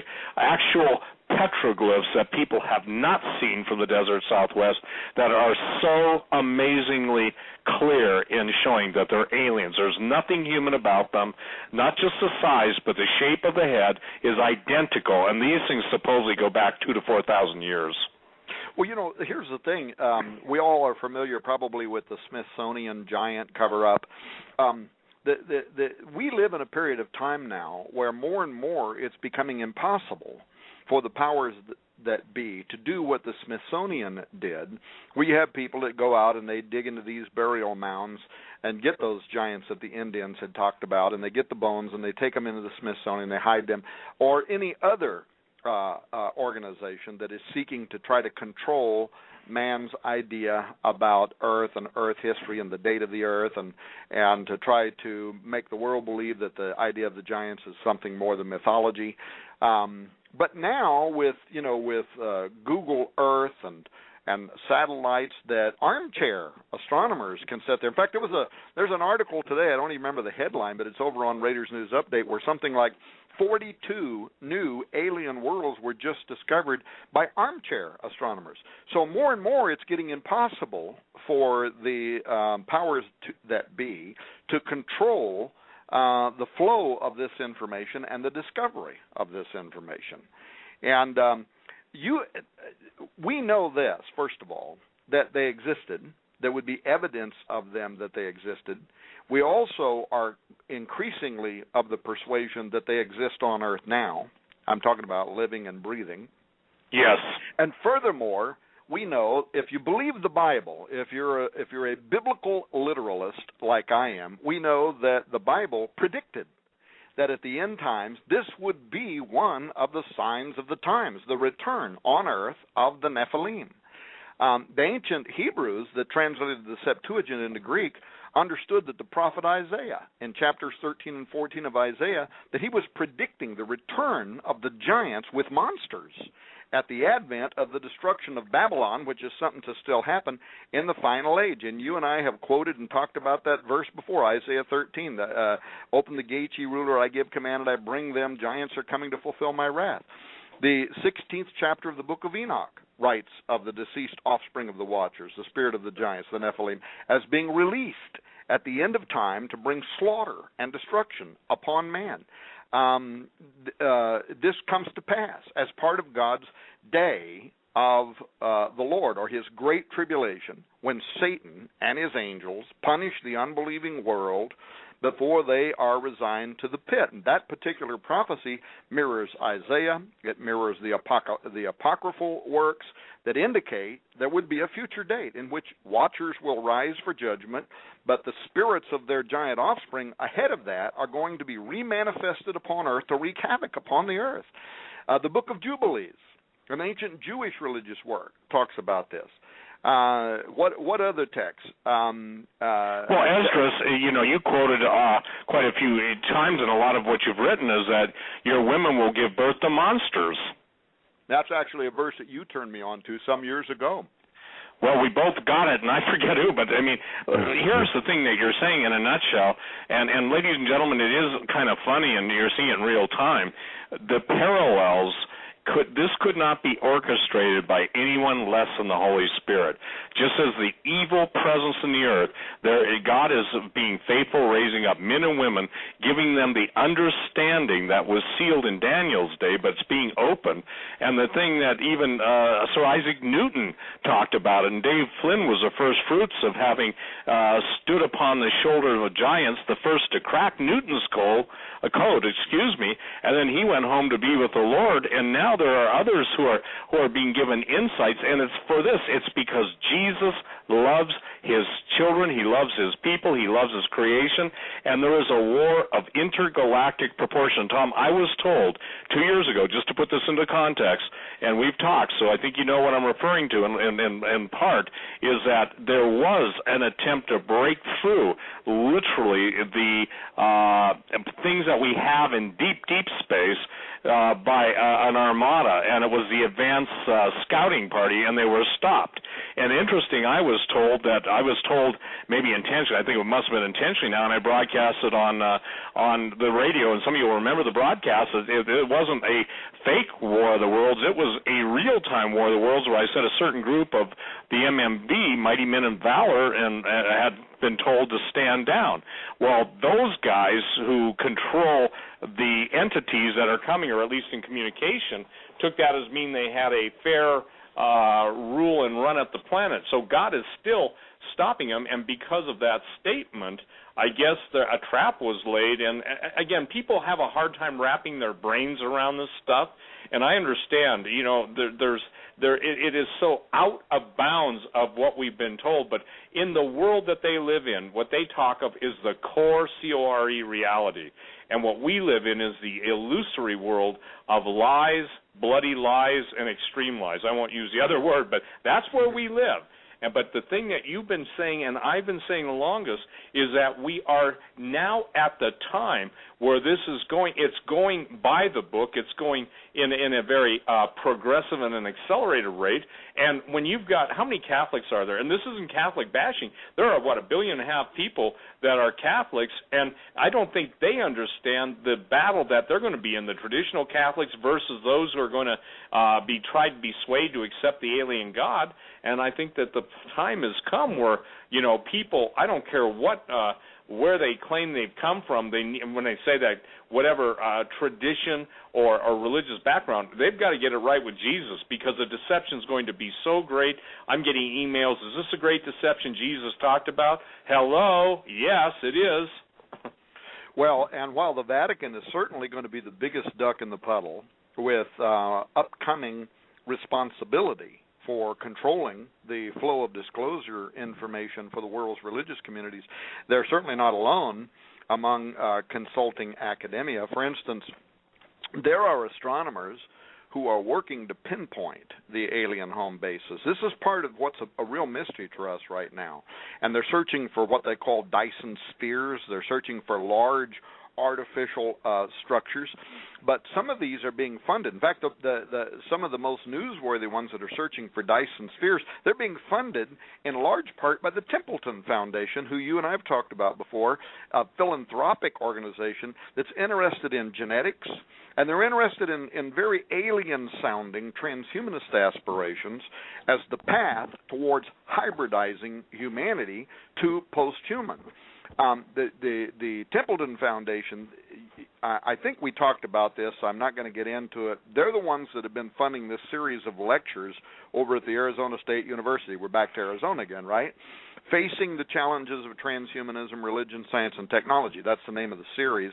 But that led to, in 2009, that led to a second project at ASU called the Sophia Project, named after the Greek goddess Sophia, because Sophia is the one that helps us make contact with them. And the express purpose of the Sophia Project, according to the ASU website, is to verify communication with and to contact otherworldly entities, extraterrestrials, or a universal intelligence in God. That's right off their website. Now, there's another university that we suspect could be involved in the cover-up of now, when I say alien, you can just insert the word demon or demonic. But to use their language, the cover-up of the alien presence, artifacts, and or mysterious technology. And this university is Penn State, or at least one of its well-known lecturers. And this is the story, Steve, that goes back to 2005. So how long ago is that? 8 years ago. You and I were doing a series of Q-File shows. And suddenly, a story shot across the World Wide Web of a giant Leviathan-type creature that had been discovered in the polar ice of Franz Josef Land. And this colossal being was described as having horns that were immense in dimension, that protruded from incredible length. The body was covered with coarse fur, body-like armor, like an armadillo, that protected its joints and heads. Well, you and I at the time started investigating the story that week, including analyzing the audio files and the video files. Do you remember this? Yes, I do. Now that I had completely spaced it out, but now that you bring it up, I go, goodness, I forgot about that. Well, this story has new life all of a sudden. Back then, you and I actually, not you and I, you tracked down the helicopter pilot that had flown over and filmed the Leviathan video. And according to the pilot, Sony had created this docudrama hoax in order to virally promote the release of a new PlayStation 2 game called Shadow of the Colossus, remember? Absolutely, and I did literally talk to that pilot. Yeah, and you reported the discussion with the pilot to George Norrie on Coast to Coast AM that same week.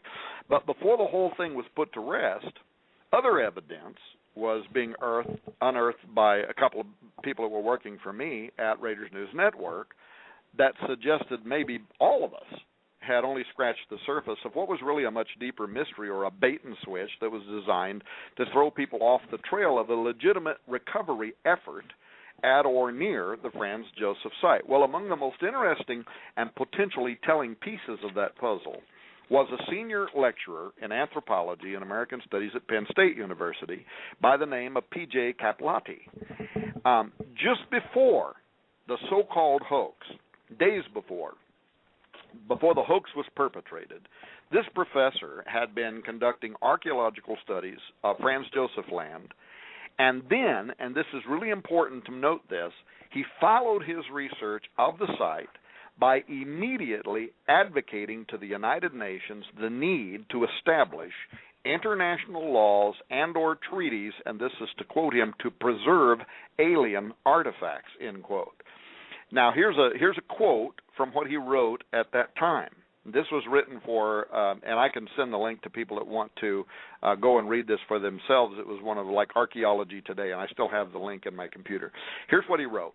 Quote, the late biochemist and science fiction writer Isaac Asimov once speculated that the galaxy may contain 325 million planets with traces of civilizations in ruins. Perhaps our astronomers and their SETI stations are hearing only static through their radio telescopes because they are, in effect, listening for a message from the extraterrestrial equivalent of the ancient Maya or the Sumerians, dead civilizations that can speak to us now only through archaeology.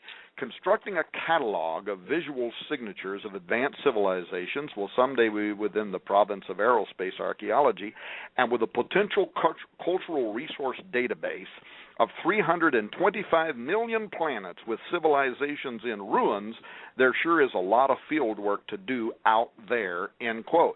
That's what he wrote right on the heels of whatever he was doing in Franz Joseph Land. Well, at the time, that raised a really big question in my mind, whether Caplotti's team had discovered something in Franz Joseph Land and or a nearby expedition site needing international protection, something that would correspond to artificial remains elsewhere in the galaxy, as he was referring to, that would also need international protection, something that could even be big enough to employ Sony or somebody like that to concoct a cover-up. Well, the question was, back then, was the helicopter pilot paid off or threatened against admitting the truth about what he had actually filmed?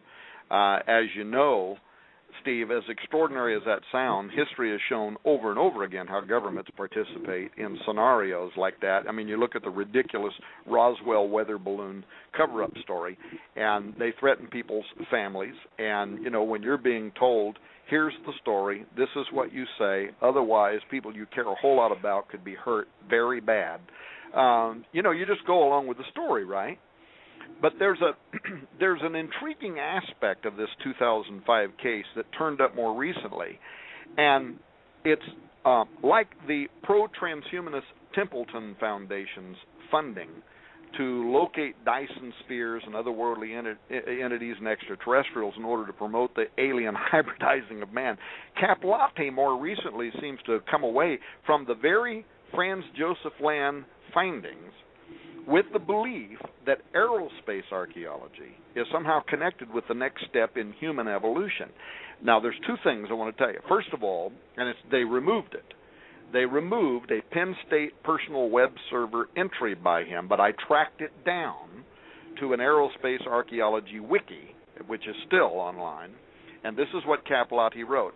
This is what he said more recently. I prefer the term aerospace archaeology, if for no other reason that it includes the study of sites, which I believe will become increasingly important to the study of modern man as technological possibilities continue their course of altering the possibility of human evolution, end quote. I read that and I thought, what in the world, what type of technology could Caplotti's team have recovered in Franz Joseph Land that convinced him, number one, that man's evolution is going to be altered via aerospace technology, and secondly, that international laws and treaties need to be established to preserve alien artifacts? Well, in following your and my 2005 investigation, Caplotti wrote a book called The Human Archaeology of Space, Lunar, Planetary, and Interstellar Relics of Exploration. It was published by McFarland Publishing, in which he discusses the very same shadow of the Colossus Leviathan conspiracy that you and I investigated, and furthermore, he quotes me and you. He admits that at the time he made 2 voyages to the North Pole on board the Russian icebreaker Yamal, you know. And here's what he says. During the voyage, as we returned from the pole, we landed by helicopter on Rudolph Island in Franz Joseph Land, end quote. Caplotti then describes his team's excursion to the site, get this, to examine the remains of an enormous spacecraft. Now, he then goes on to claim that the enormous spacecraft was a Soviet TB-3 bomber whose presence the Soviet Union was also trying to bury as deeply as possible. In fact, if you read his book, the more you read, the more questions it raises about why in the world would the Soviet Union be so concerned with burying the fact that they had a crashed bomber out there.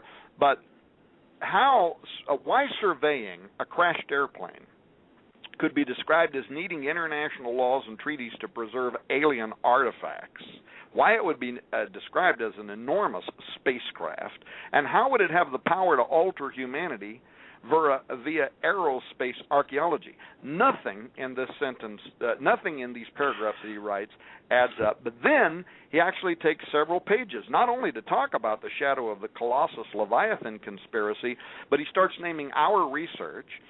He talks about Here's a quote. This aerospace archaeology taken up as a central element of an argument for the presence of artifacts of extraterrestrial intelligence here on Earth in a series of articles called Stargates, Ancient Rituals, and Those Invited Through the Portal. Remember that series, Steve? Yes, that was one that was so phenomenal and how many times it was downloaded across the world. Yeah, but it was all me and you and Q-File shows.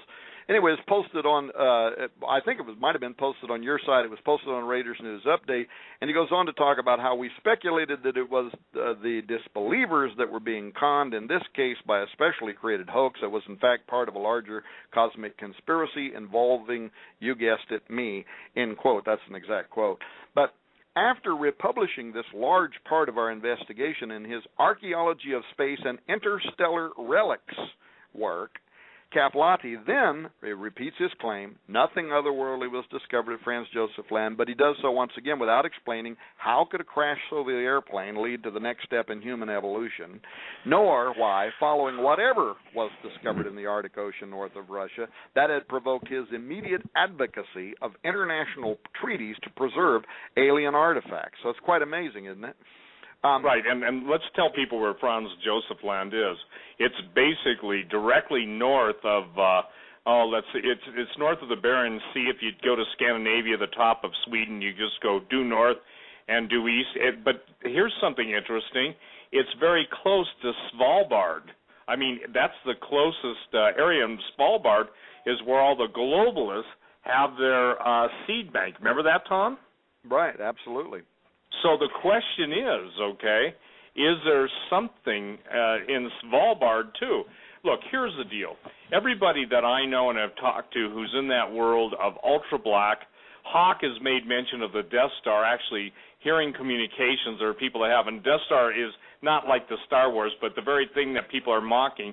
You and I have done just a lot of hours of trying to get people to understand this, but it's like the Black Sea artifact that was sending out signals. It's like the crystal pyramid off the Bermuda Triangle. The thing that people have got to understand is the true reality versus the false reality. The core reality, Stargates and everything Tom and I talk about, that's why the iPads, the iPods, the iPhones, the iMacs, and everything else that's designed to entertain us, critical thinking has been subdued by entertainment and subharmonic mind control.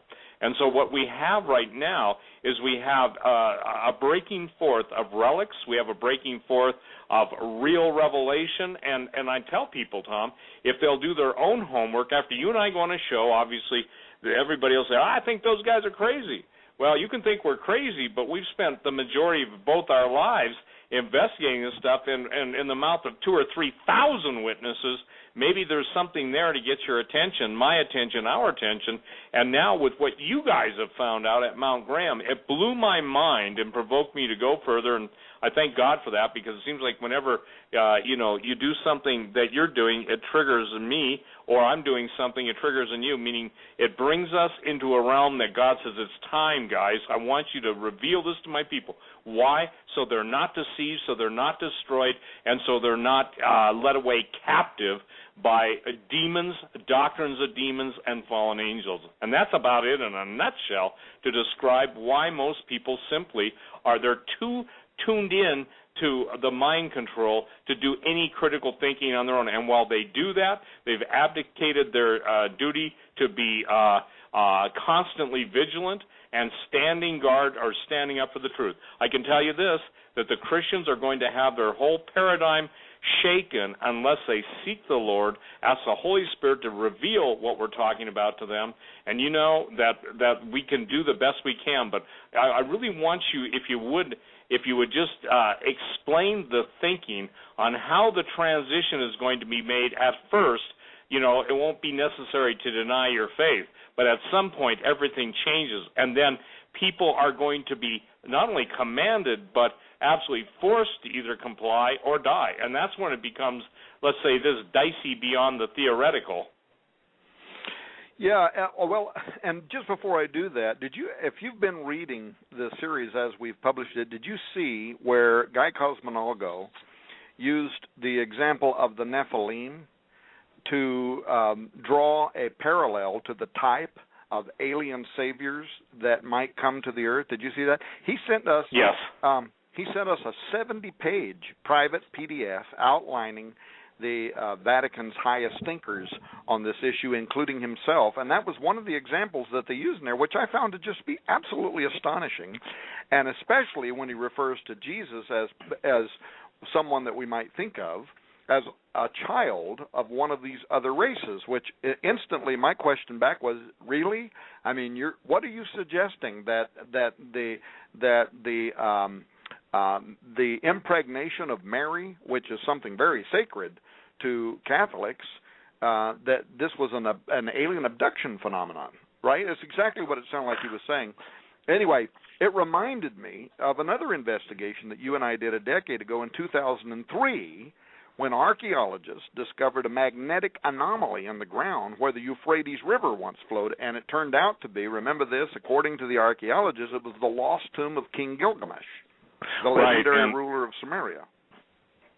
And share with people who Gilgamesh was also half man and half god, and I can tell you this, that when that was found, I was in contact with a group of people that their sole goal for our government is to secure that DNA. And by the way, it was real.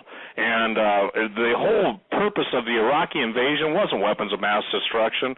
They really did, Tom, pilfer what Saddam Hussein had amassed through all the excavations in Iraq, which obviously is Babylon. So it was interesting. One general told me point blank, he told me this one-on-one, not through anything, but he said it to me. He said, Steve, everything in the world of black ops is either to secure antiquity and keep it from coming into the light, or to acquire the weaponry and the technology to integrate into our battle plan. And some people just simply can't take that. Well, that's right. I mean, and if somebody wants, if anybody doubts that the tomb of Gilgamesh was found, or that's a story that, we didn't have our facts on right, they can email me. I can send them the stories from that time. They're still online. The Assyrian International News Agency, ABC News, the BBC. I mean, these were mainstream news agencies that were covering that story. We found the tomb of Gilgamesh. Of course, why is that important? Because in the Bible, this was Nimrod, and in the New Testament, this is the same personality that is described as the Antichrist. He that was and is not and yet shall be. This is the Antichrist, the son of perdition, Apollyon, Apollo as he was known to the Greeks, Nimrod in the Bible, Gilgamesh to the ancient Sumerians. But this is the same personality or Antichrist spirit that's going to rise up again in the end times. So you got to know that in high intelligence in our governments, they're fully aware of these prophecies. And when somebody says we have found the legendary tomb of King Gilgamesh, well, guess what? A few seconds later, you've got American troops surrounding the location. But now, here's another thing that at the time I didn't think about, but I thought about it since. It's interesting, isn't it, that that's the same location. That discovery is the same location that's mentioned in the Book of Revelation, chapter 9, when John describes the bottomless pit opening up. The gateway to the underworld, Revelation 9, located near the Euphrates, where ancient Babylon stood, and that's where they said they discovered this tomb or this opening, this Gilgamesh thing. And whatever the case was, within hours of the find, the U.S. military, they go in, they set up a barrier around the site, they remove whatever's there, they secret it away to places unknown, and the media that had all been set to cover the Gilgamesh findings suddenly find themselves without any kind of a story and in the dark. Now, according to Graham Hancock and Robert Bauval in their book Message of the Sphinx, at the same time, the U.S. and Egyptian government blocked independent investigations around the Great Sphinx of Giza. Why would they have done that? The Great Sphinx, this is where some believe there's a Hall of Records. I don't know if that's true or not, but some people believe, and of course it was the psychic Edgar Cayce, I think, that got a lot of people excited about that. But there are some very ancient works, too, that also talk about how there might be this library containing the lost knowledge of the Egyptians on papyrus scrolls the history of the lost continent of Atlantis or whatever it is, buried there. But it just shows the pattern is consistent over and over again. All this follows a very consistent protocol. In fact, in research for Exo Vaticana, we tracked down a forgotten report by the Brookings Institution, the number one policy think tank in the world that have contributors from every field of science, industry, philosophy, and religion. And they published a secret report in the 1960s. We're going to give this report away free when the book comes out. But they published this report for the Committee of Long-Range Studies of the National Aeronautics and Space Administration, in which they argued in favor of NASA and other national agencies doing exactly what Kaplati and all these other people have argued for, and that is withholding from the public knowledge or evidence of alien artifacts. And in the Brookings Institute, they speculate the reason for withholding it is because, well, they felt that it was going to completely upset the balance of society if it wasn't introduced in the right way and at the right times. And what's also very interesting is that they were particularly concerned with fundamentalist Christians. In fact, I think they had Steve Quayle in mind, because when you read their secret report, they talk about how fundamentalist Christians might react to and even define the issue through broadcast and print media. And they were very concerned about that.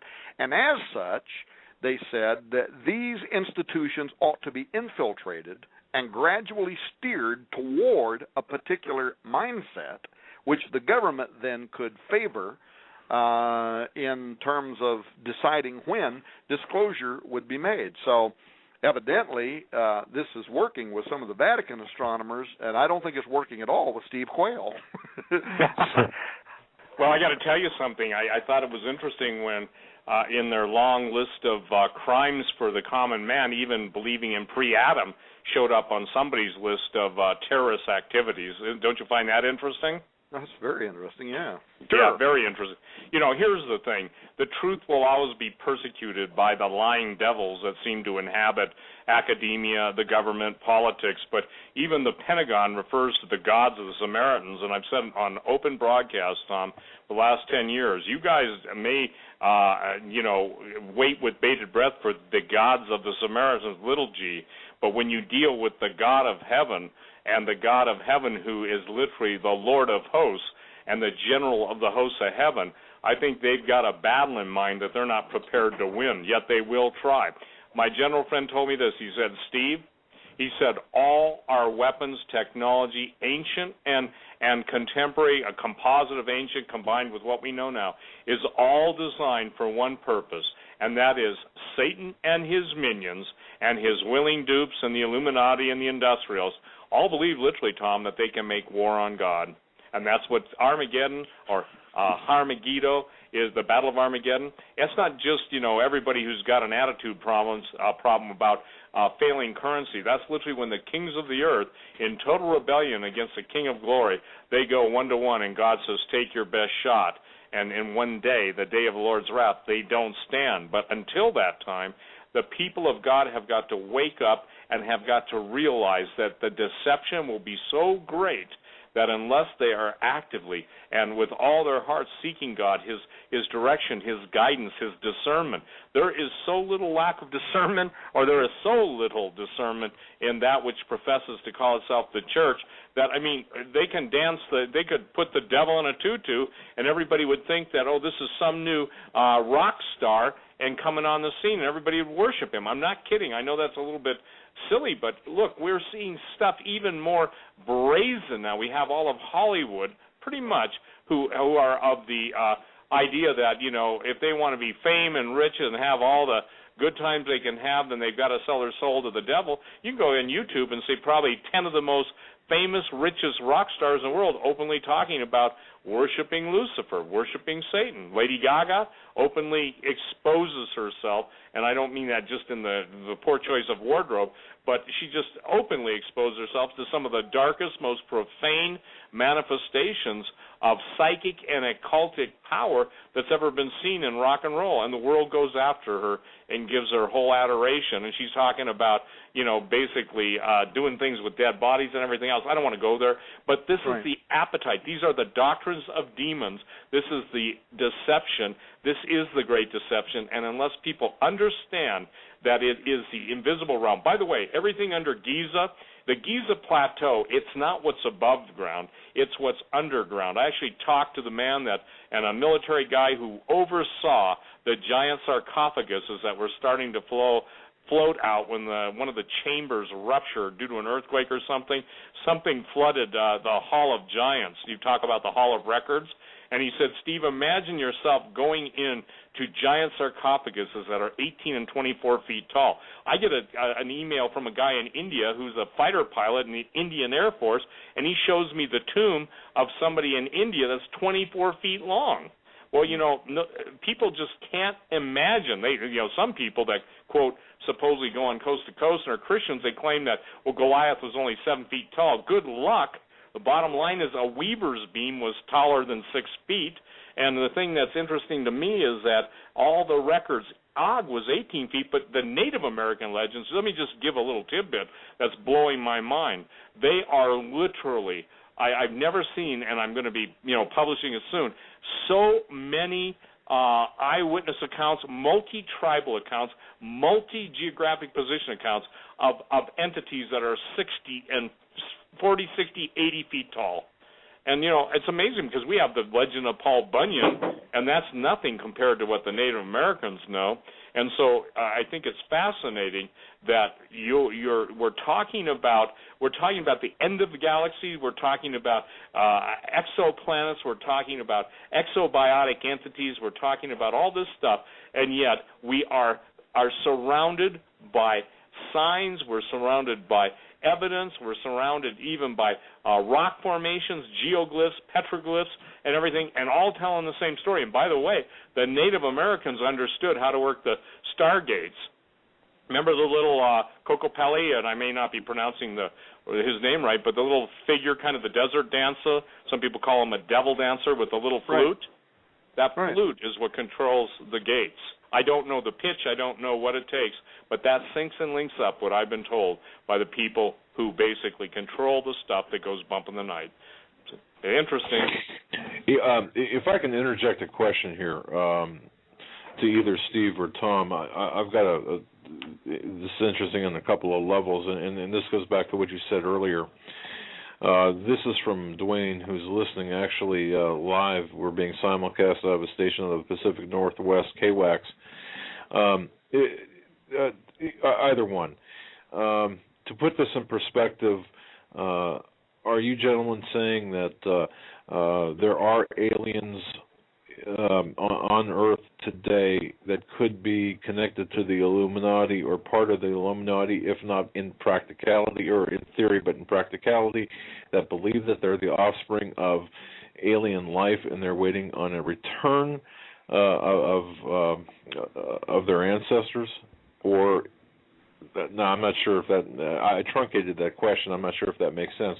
But I guess the bottom line with this question is: Are there people in power in across the world, the Illuminati, the Illuminists, who believe that they are in fact descendants of the alien life forms to which you refer to?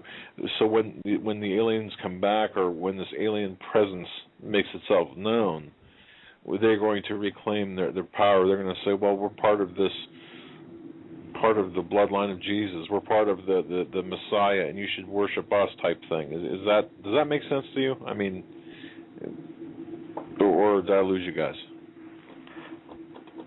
Well, no, I don't. To you. Yeah. Go ahead. You want to answer it, Tom?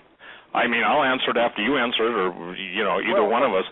I thought I heard us going into a commercial. Was why I hesitated. Look, there are like if you read Nick Redfern's book, the Final Event, or whatever it's called, he talks about the Collins elite, and this is a group of individuals that are ex-government personalities that have basically a Christian world view, that have studied the UFO phenomenon, and they believe that it is demonic in nature and that it is leading towards deception. In fact, I'm supposed to get a sit-down with a member of the Collins Elite, and we're going to be talking about that, too, in our research. But I asked Nick Pope, the former director for the Military of Defense out of Britain, who ran their UFO investigation department for many years, I asked him if he was familiar with the Collins Elite that Nick Redfern talks about, and whether there was anything in the United Kingdom like that. And I'm going to publish what he told me in the book. It's too much for me to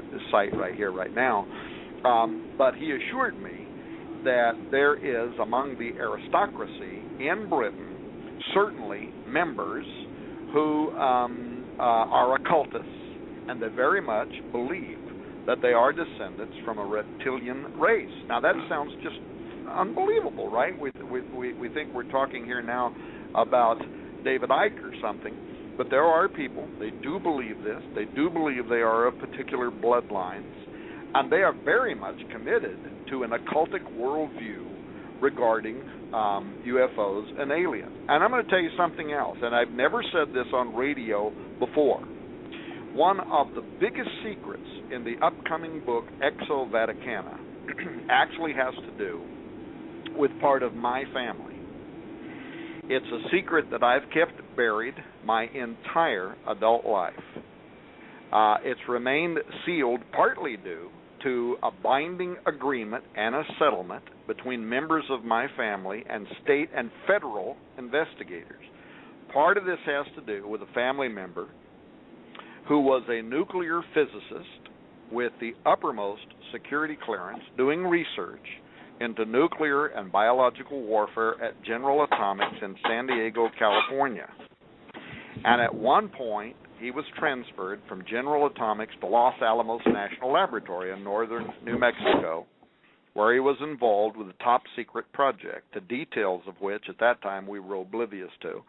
Of course, that's the same facility that was founded during World War II as a covert laboratory to coordinate the Manhattan Project, right? The Allied undertaking to develop the first nuclear weapons. But more sinisterly, that site's been connected to alleged secret alien underground facilities beneath the Archuleta Mesa on the New Mexico border near Dulce, to genetic experiments on humans, to UFOs, even to 5 alien bodies, extraterrestrial biological entities that were recovered according to the story in 1947 from Roswell and were purportedly sent to a safe house there at Los Alamos. In any case, it was during that time, while this member of my family was conducting top-secret research for the U.S. government at Los Alamos, that one night after he came home, he got drunk and under the influence of alcohol started talking about the laboratory where he was working,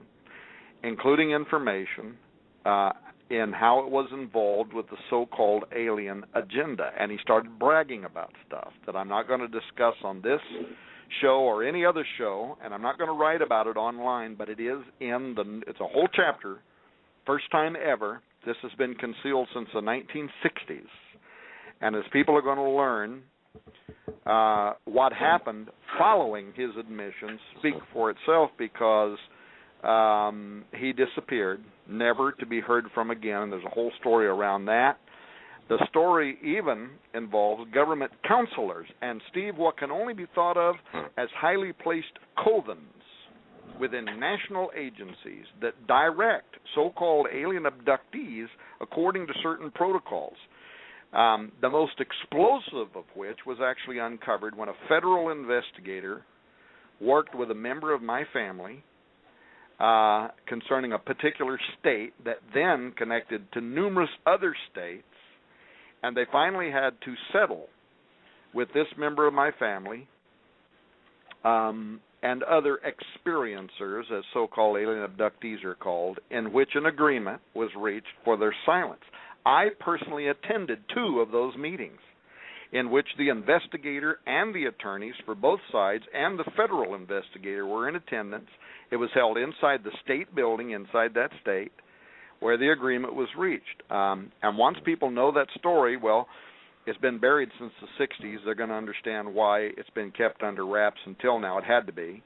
and also why I've had an interest in understanding the so-called alien abduction and hybridization scheme. But the bottom line is there is definitely a very, very powerful and organized occult aspect to the whole so-called alien abduction phenomenon, in which you have people who are members of government in high-profile positions, and they definitely believe that they are dealing with an intelligence from a hyperdimensional reality, but that I would call, and Steve would call, and others of our persuasion would call demonic and deceptive entities that are leading these people down a path towards destruction. So that's all I can say about that. I'm not going to talk about it online, and I'm not going to write about it online, but I, for the first time since the 1960s, I have written a chapter about it, and it will be in the Exo Vaticana book, and it's going to be, I think, absolutely shocking to a lot of people. That's amazing, and folks, let that sink in for a while. Holy cow. Yeah. Wow, there's so much information, Mr. Tom Horn. It's incredible to just sit here and listen to everything you're saying. For many of us, are going to go through these archives again and again to get all of it, and we appreciate you being here, and you too, Steve. We'll be right back after these short messages. Stay with us. You're listening to the Hagmann and Hagmann Report on a special Sunday, January 13th edition. We'll be right back. If you're stumped, you don't know what kind of gift to give to a friend or a loved one, I'm telling you, you must go to 4physics.com. That's the numeral 4, PHYSICS.com. This is your one-stop shopping palace. That's the only way I can put it. I could spend easily an hour on this website. Innovative, fun, educational. There are games, books, weather instruments, unique time-telling devices, jewelry, optical devices, laboratory equipment. Let me give you an example. We all know we can tell time with a sundial. You've seen those advertised. Did you know that you could tell time by the stars?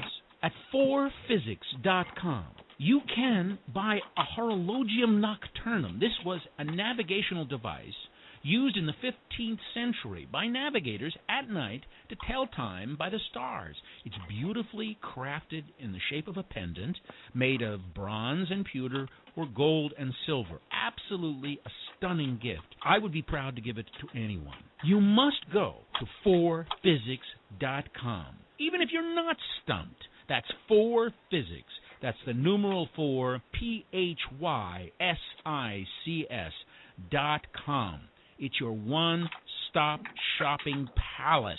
Any problems that you have, I don't know what to get Grandpa, I don't know what to get my loved one, that's unique, you will find it at 4physics.com. Please take my word for it. Go to the website, but give yourself a lot of time because you're not going to want to leave. 4physics.com.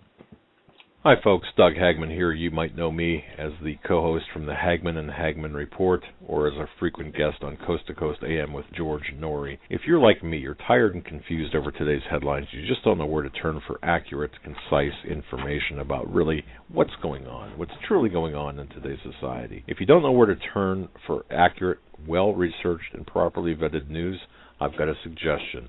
In fact, it's a requirement. Bookmark Canada Free Press. That's CanadaFreePress.com on the Internet. It's just not for Canada. It's for news across the world. Judy McLeod, founding editor, has put together a vast array of talented writers like Kelly O'Connell, Daniel Greenfield, Dr. Aileta Johnson-Powell, a lot of guest columnists, very talented writers. Folks, that's Canada Free Press at CanadaFreePress.com. Now mobile friendly. Follow on Facebook, because without America, there is no free world.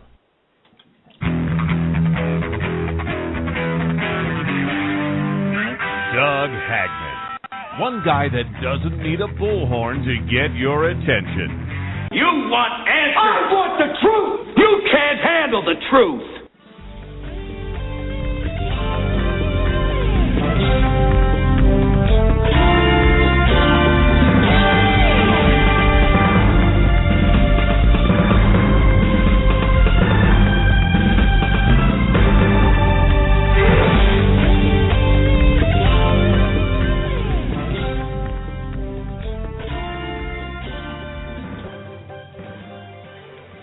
Welcome back, ladies and gentlemen, to hour number 3 of the special Sunday edition of the Hagmann and Hagmann Report.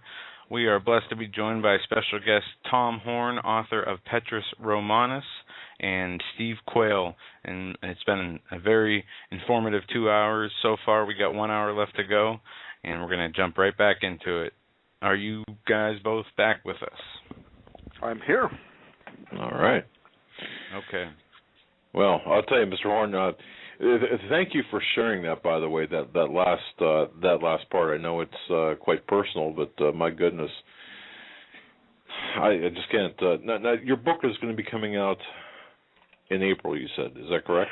Well, we're hoping so. I mean, we've set the target date for April 15th, but we still are right in the middle of this investigation. That's why I said the radio show was a little bit premature. There's some things I wished I could talk about right now, but unless we can nail them down, we just don't want to go out on a limb and say things and then later find out maybe our sources weren't exactly accurate. Just like last time, right. We hired a private investigator. We track things down. We make sure that the information's correct, and we go out on a limb and try to get interviews with the very people who are involved. Frankly, we were surprised that we got numerous exchanges with Father Guy Cosmonalgo. But you don't know if you will unless you ask, right? So we did, and boy, I mean, we were shocked at some of the information that we got, and we'll be talking about that. In fact, when the book comes out, we're going to do the same thing we did with Petrus Romanus, in that we're going to make, this time there's so much information, we're going to have to put it on 2 data DVDs. But there'll literally be tens of thousands of pages of documents, books.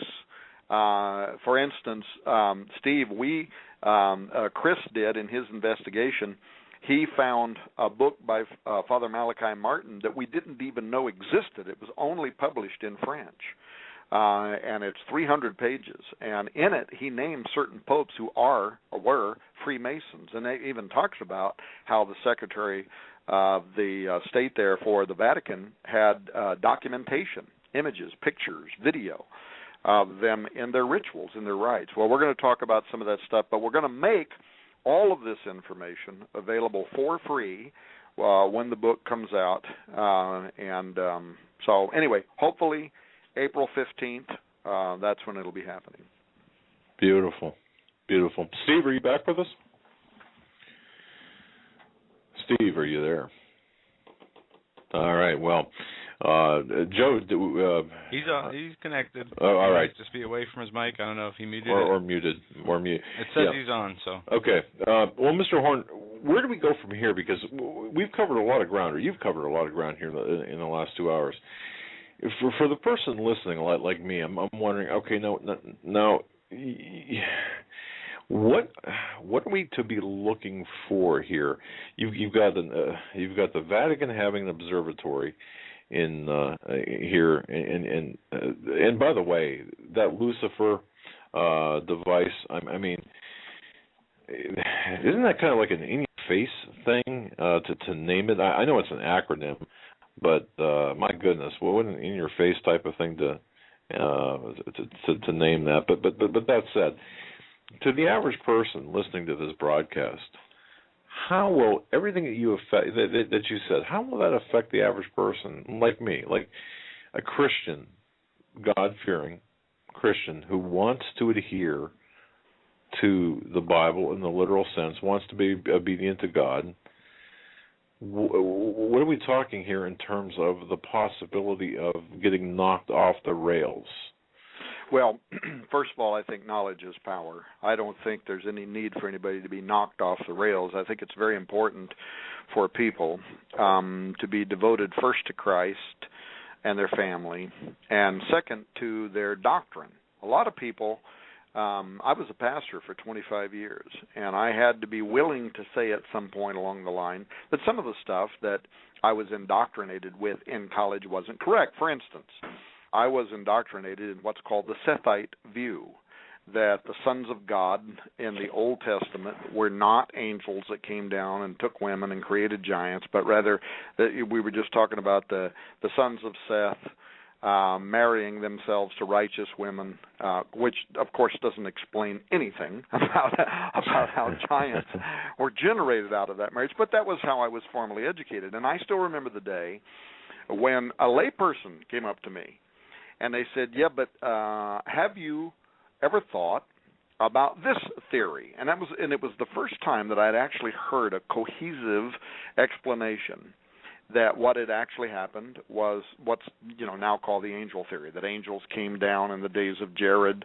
upon Mount Hermon, came down in the valley of the plains, took wives of all which they would, and out of that were born these mutated life forms, the giants. And I thought that was the stupidest thing that I had ever heard in my life, right? But the bottom line was, by nature and also by training from my father, who was both a military and a police guy, an investigator, I was willing to think about whether I was wrong. And maybe my training, my formal training, was wrong. My indoctrination was wrong. And over a long period of time, I would have never thought that now here today, I'm probably one of the leading personalities out there championing the angel view. But for me, it only happened as a result of being honest and following the information to where it logically took me, and that, of course, illustrated that all of the ancient texts, all of the early church fathers, all of them subscribed to what's now called the angel view, and it was only for political reasons that the church was trying to save face that in the 3rd century somebody invented what was called the Sethite view. So bottom line is, what I'm saying is, people who are honest and who can listen to what we are talking about will judge for themselves whether there is anything substantive about it. And I think they're going to have a very difficult time if they read the report in April, hopefully by the 15th, Exo Vaticana, the final report with all the documents and all of the hours of interviews with all these various world experts, people who some are even still in the government. I think they're going to have a very difficult time dismissing that there is something unusual going on, and part of it is at Mount Graham with that. When we went to that, by the way, we went with questions, and we didn't go with preconceived answers. We went with questions concerning high-level Vatican astronomers and what they had been discussing with media in recent years. Comments like Jesuit priest Guy Cosmonologo, who later gave us an interview, a leading astronomer. He turns up in media as a spokesman for the Vatican all the time. He works at NASA. He's taught at Harvard and MIT. He currently splits his time between the Vatican Observatory and Laboratory, the Spacola Vaticana, which is the headquarters, the summer resident of the Pope, in Castel Gandolfo, Italy, where he's over the Pope's asteroid collection. He splits his time between there and Mount Graham in Arizona. And over the last few years, he has been focusing so much time and effort in an attempt to reconcile science and religion in public forums, but specifically as it relates to the subject of extraterrestrial life and its potential impact on the future of faith. And so as a result of that, we contacted him. He agreed to be interviewed via the internet from Rome. I will tell you that once he knew what we wanted to examine, that after giving us a whole lot of information, he then started keeping really short, if not altogether evasive, his answers. But on the upside, he was gracious enough to send us a copy of a private PDF, and it's a gold mine of what he and the Vatican are considering regarding the ramifications of astrobiology, specifically the disclosure of advanced extraterrestrial life. We are, by the way, also going to make that PDF available for free. But in it, he talks about how societies are going to look to the aliens soon to be the saviors of humankind. And then to illustrate that, the theological soundness of that possibility, he argues what I was talking to Steve about a moment ago, that humans are not the only intelligent beings that God's created. Non-human life forms, he says, are described in the Bible. And then to illustrate the kind of aliens that we're going to be in contact with, he references the Nephilim. And we will provide all of his quotes, everything that he said, But you have to ask yourself, I mean, just really, where are these people coming from? Especially when they start talking about Jesus being the potential child of another race, which is alien abduction by any other way of thinking about it. The bottom line is there are Vatican scholars, not all of them, but the ones we talk to that are dealing with astrobiology, that believe that Jesus may have been the star child of an alien race, that the virgin birth in reality might have been an alien abduction. Now, they might not use that language, but all you have to do is read what they're saying. That's exactly what they're saying. She was impregnated by E.T. She gave birth to a hybrid Jesus. The star base, as the local Indians call it on Mount Graham, includes Dr. Christopher Corbally, the vice director for the Vatican Observatory Research Group on Mount Graham, up through this last year, up through 2012. He says that our image of God is going to have to change when disclosure of alien life is made and confirmed by scientists, including the need to evolve from the concept of an anthropocentric God into a broader entity, meaning the earth is not special, humans are not special, there's intelligent life all over the universe, some of them morally superior to us, and God is the broad entity that created all of them, and they're going to come here. They are going to teach us a better way. Vatican Observatory Director Father Jose Funes. He's also been in the news. You can Google this stuff where he's talking about our brother, but he says that they are going to confirm the true faith of Christianity and the dominion of Rome. In fact, when the El Observatorio Romano, which is a Vatican-owned newspaper, doesn't publish anything that the Vatican doesn't prove, when they asked him what he meant by that, he said, how can we rule out that life has developed elsewhere? And just as we consider earthly creatures as brothers and sisters, we would consider them as extraterrestrial brothers. They're part of creation. And believing in the existence of such is not a contradiction to Catholic doctrine. In other words, definitely going to be a contradiction to guys like Tom Horn, Steve Quayle, probably Doug and Joe Hagmann, but not the Catholic doctrine. So they really are positioning themselves to be the answer source for the world's religious communities when official disclosure is made. Now, they're either putting themselves in that position because they know something we don't know, or they're putting themselves in that position because they suspect something that we don't know. Well, may I answer? Yeah, hey, Tom. Of course, they not only know, they have their own. How do I say this? And this is coming from the guys. Two of them are dead now, but for what it's worth, the equivalent of your former guy used to talk to. Okay. But they said the Vatican has their own, and it's not just the Vatican. Let's make this clear. The Protestants, some of the people you see in the highest non-Catholic positions in the world are, I'm just saying this, you need rowdy Piper glasses to see. And if you guys finally figure it out that the Democrats and the Republicans and all of those entities that you're seeing basically trying to take your ability to defend yourself against what's coming. Look at it this way. A good position to take is you don't surrender your guns, or guess what? It's not a question of hunting. It's you becoming the hunted. And I couldn't be more serious. But the point that people have got to understand is this, is that it's everyone's responsibility to take what they're hearing tonight from Tom Horn, Steve Quayle, and you take it to the Lord in prayer. If you don't know Jesus, you should ask him to reveal himself to you, because in this battle that's going on in the unseen world, and whether it's with infrared or ultraviolet, by the way, there are certain alien entities that can only be seen in a UV light versus infrared. There are different ends of the spectrum. The point being is that we are now involved in a battle where it used to be theoretical. Basically, people could say it's spiritual, theological. Right now, it's in everyone's face. It's in everyone's front yard. And it's soon going to be the things of men's nightmares will be common as the daily events and the daily headlines. So please, ladies and gentlemen, I want to share something, Doug, real quick.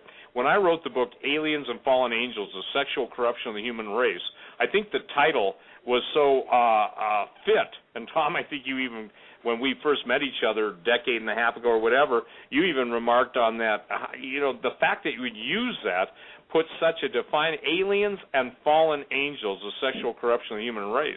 Now you see, even in the whole realm of, and I won't go into the details, but in the realm of sexual enhancement, you get into the realm of perpetual arousal, you get into the realm, all this stuff has been before. And you even mentioned it, Tom. I mean, we're talking about potions. We're talking about all the occult and psychic practices. But isn't it amazing that still the angels that were in the glory of God knew the mysteries of the universe, even they, the ones that chose to follow Lucifer and his rebellion, it was the if you will, it was the draw of that which God had given to men to procreate, that they inserted themselves in to the human species. Now the question is that, and they did it, as you know, in the Book of Giants. By the way, ladies and gentlemen, my book, Aliens and Fallen Angels, is probably won more people to the Lord, even the scientific, atheistic, and agnostic realm, than anything I've ever written. And please, you can order it online, and also Angel Wars. What I've tried to do, Tom, is give both the beginning and the end, and by the grace of God, you guys are filling in so many of the marvelous details.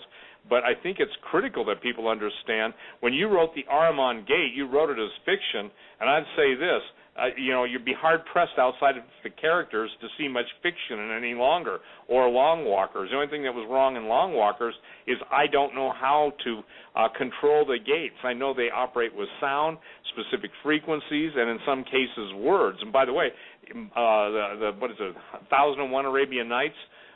They talk about open sesame. Well, it wasn't just a cave of treasures they were opening, it was a stargate. Most people don't even understand that stuff. So what I'm saying simply is this. Ladies and gentlemen, you need to get the data and information that Tom has written about, that I've written about, because the point is that there comes a time when it's no longer at the door. It's in your living room, no pun intended, and God rebuke every foul and unclean spirit. But there comes a time where you're going to have to know what it is you're fighting, how to fight it, and you're going to have the peace of God that surpasses that all understanding, that in the first chapter of Luke, and this is the promise I'm claiming for myself, Tom, that we might serve God all the days of our life without fear. Because sure enough, the spirit of fear is loosed in the land, and if things that you can't see bother you, wait until you see the nightmare stuff where you don't need they live sunglasses to see it, because it'll be in your face. You know, what's interesting is there's actually a chapter in Exo-Vaticana that's going to start out with Rodney Piper and They Live. But it's actually asking the question, Steve. You mentioned the angels, the fact that even the angels were tempted. I think the post that was put up over on Raiders today, the Exo-Vaticana part 4, raising the fact that some of the ancient texts say that these women were given potions to actually lure men and angels to their bed, sex potions, lust potions. But it was for the purpose, of course, not just of having crazy angelic sex. It was for the purpose of propagating a kind of great deception and mingling humans with alien genetics. And this raises such extraordinary questions. A moment ago, when I think you might have still been offline, I was talking to Doug and Joe about how back when I was a young preacher, who knew everything on earth and had my big, my prophecy dispensational map on the wall that would tell me exactly when everything was going to happen, exactly when it was going to happen. I thought the whole idea of angels marrying the women, I thought was the craziest thing I ever heard. But just being honest, studying the actual literature, and over time I came to realize it's the only thing that actually really explains. In fact, I'm at the point now, kind of like Chuck Missler is, and by the way, Chuck Missler is going to write the introduction for Exo-Vaticana, but I'm at the point where he says, unless you understand the angel marrying human phenomenon, you cannot even understand the Old Testament until you get to the point where you understand what happened in that one single scenario. You cannot understand most of the Old Testament. You definitely can't understand the war between genetics, the seed of the woman, the seed of the man. You can't understand what's even being talked about. And I came to conclude that that's correct. But the question that's going to be asked, and probably the next entry. It ought to be put up probably Tuesday or something on Raiders News Update. The very next question is going to be not just was there an early vanguard, did it happen once before, but is it happening right now? Are there on Earth humans that are only part human genetics and they're part something else? Now, yes. This is a question that raises a significantly distressful question, and that is whether there are human-like creations on Earth that do not have a redeemable soul in the Judeo-Christian sense. That is, the soul of a human, as different than the nature of any animal, in that man alone was made in God's image, and in the essence of the human person, it is capable of union with God now and transcendence from mortal to redeemed immortality after death. It can be redeemed. This is a debate over a question that right now, probably most people on the internet may not know much about it, but it is a furious debate that is going on among some scholars. It extends as far back as the early Christian fathers throughout the Middle Age, especially during the Inquisition by the Roman Catholic Church. The question of whether there were human-like beings. In other words, they live. Roddy Piper puts on his glasses and finds out they're actually something else, though they look just like humans. And it's the subject of whether hybrid humans can be redeemed. This is a question that resurfaced not long ago. By the way, I was having lunch with the state superintendent of the Oregon District Assemblies of God, Cap Marks, and several other state representatives.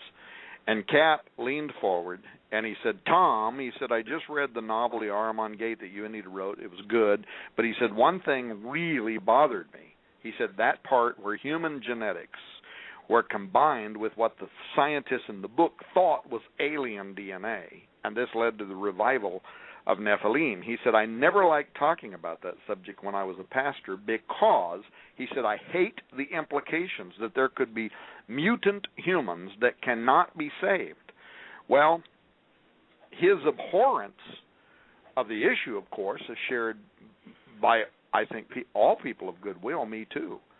But whether we like it or not, it doesn't change the fact that Nephilim, as described in the Old Testament and in the ancient book of Enoch, were devoid of natural, redeemable souls and spirits. Genesis 6:9, only Noah, and by extension his children, are found perfect in their generation. That's the Hebrew word tamim, which means without blemish or healthy. They're the only ones that can be saved from the flood. The same words used in Leviticus to describe an unblemished sacrificial lamb. And, of course, we know that the meaning certainly wasn't that Noah was morally perfect, but that his genetics had not been contaminated with Nephilim descent, as apparently the rest of the world had become. And so in order to preserve mankind as he had made them, God destroys all but Noah's family in the flood. And the ancient records, including those of the Bible, consistently describe the cause of the flood as happening because all flesh became corrupted, both man and beast. That's what the Bible says.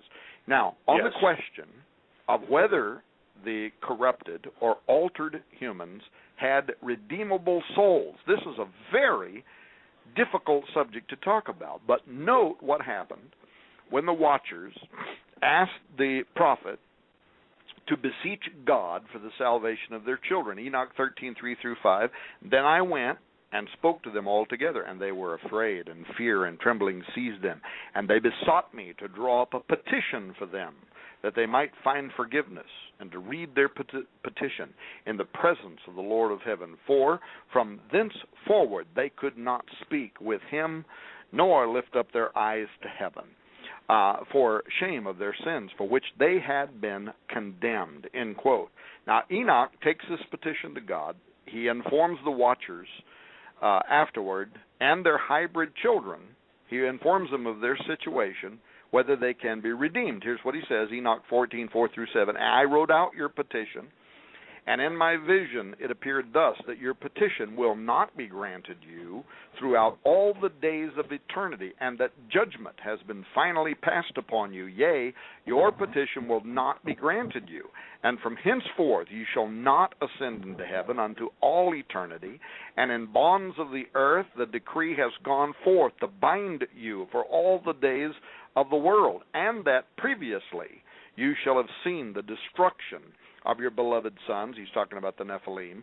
And ye shall have no pleasure in them, but they shall fall before you by the sword, and your petition on their behalf shall not be granted, nor yet on your own, even though you weep and pray and speak all the words contained in the writing which I have written, end quote, Enoch 14:4-7. So therefore, based on the book of Enoch, and reflected in the Bible, by the way, in such places as Genesis, Jude, 2 Peter, redemption was not possible for any of the fallen watchers or their hybrid offspring, even though the Nephilim were part human.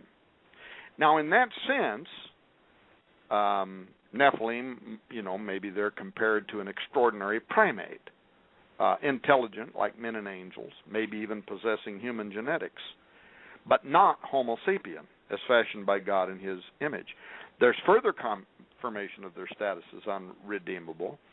And we also learn from the strange narrative that there was this primeval belief that's reflected in the Old Testament concerning two types of resurrection from the dead. One that's strictly terrestrial, that is, a dead Nephilim can return from the grave to inhabit another corruptible body of flesh.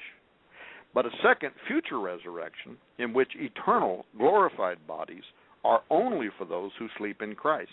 And Isaiah makes it very clear that the watcher offspring, in this chapter 26:14, he refers to them as the Raphaim, that they cannot participate in the latter resurrection. In in chapter 26:14, he says, they are dead, they shall not live. They are deceased, that is Raphaim, they shall not rise. Therefore, thou hast visited and destroyed them and made all their memory to perish, end quote. The word that's rendered deceased from the Hebrew there is shades or ghosts of the dead. So we see echoed how the term Raphaim is used in two senses, one for human and Nephilim, spirits in the underworld, but in another sense for terrestrial giants. And we're going to write something that's never been written before in Exo Vaticana, in which we're taking the Rosh Shamra text, ancient writings from Ugarit in northern Syria, in which there are Canaanite rituals for summoning the Raphaim from the underworld and how to bring them forth so that they can be manifested in bodies of flesh. I think I got off track there. But I think you need to know, too, that, and, Tom, this is somebody's asking me, and I take, this isn't meant to argue, but just for clarification. The word Nephal, the fallen ones, people say, well, what's the difference between the Rephaim and the Nephilim, okay? Well, the giants, as you know, are the Giborim. I am is kind of an interesting suffix in Hebrew. It usually means one who is light. But the point I'm trying to make to clarify is this. The Rephaim, I think it's used 8 times, and one of them is, shall the dead rise to praise thee. What is that in Isaiah? The thing that's interesting, though, is in the German archaeological circles, they always referred to the giants as the valley of the Rephaim, the bones of the Rephaim, and never that I could find were they called, and I'm not trying to argue, I'm just trying to say, because people will get confused, because in my writings I write the Nephilim are the fallen angels, in your writing you write that the Nephilim are the giants. So, I just want to share that we may have a difference of opinion, but the Rephaim are the dead, and you know this, that God used the word bastards. You know that is a word that God declared that the offspring of fallen angels and earth women were called bastards. Maybe, here, what you proposed, it would sure explain the politics of United States, wouldn't it? If we have a yeah, you may have prophesied something so accurate, so clear, and so concise. And you said earlier about the Assembly of God. I can only tell you this. Obviously, having grown up in the Assembly and being offered my papers, and I didn't know what that meant. But the point is that they really don't want to go here. And when I wrote Genesis 6, Master Builders of the Human Race, the thing is that it's hard to get people to understand that redemption. This is why there's such, I would say, cheap grace and not such an appreciation for God's amazing grace, just like the song, because we are the focus of interdimensional jealousy, absolute rage that we can be redeemed through the blood of Jesus through repentance and turning away, and that's something that's forbidden to some of the most powerful archons, the most powerful cherubs, i.e. Lucifer, the most powerful fallen angels, obviously those that fell with him. And if people understood that if entities that had seen God, had ministered under his command, had beheld the glory of the Lord and could no longer even lift up their eyes, yet the Lord says to us, lift up your eyes for the King of glory. And the thing is, David said, from whence cometh my help? I will lift up my eyes. My help cometh from the Lord. The thing is that this is so amazing to me that when you put into context salvation, redemption, sanctification, in other words, God loving you, God saving you, God teaching you, us being able to walk, be transformed in our inner man, and this does not have to do with any label. It just is a relationship with the living God, that the angels in heaven hate that so much that they're cast in their fury, and every demon, that we have something they can never have, and that's called redemption. And what a blessed, wonderful revelation. If God would grant to his people who call themselves by his name how much he loves them and how important Jesus saw our value even when all of us were sinning, and the fact that he would give himself for us to be redeemed, that image and likeness is so marvelous. Image, yes, but likeness only through redemption. I think that absolutely the devil works overtime to keep that knowledge from the people of God by having us beat ourselves up, have others beat us up, a constant war, constant strife, in the home, out of the home, everywhere. But the point that I'm just trying to make is this. The fallen angels and their offspring can never have what anybody who's listening to this program can have simply by saying, Jesus, come into my heart. Now, look, I'm giving a plea for people just simply because of this. There is no context I know to talk to people in outside of that of the blood of the Lamb.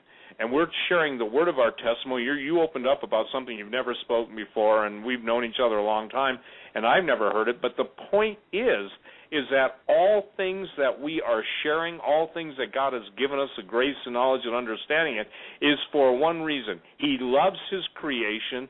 Surely the Lord God will do nothing except he reveals his secrets to his servants, the prophets, and the man with the argument or the man with the false doctrine does not win his case until he ultimately becomes honest and searches out the Scripture to see if what we're talking is true.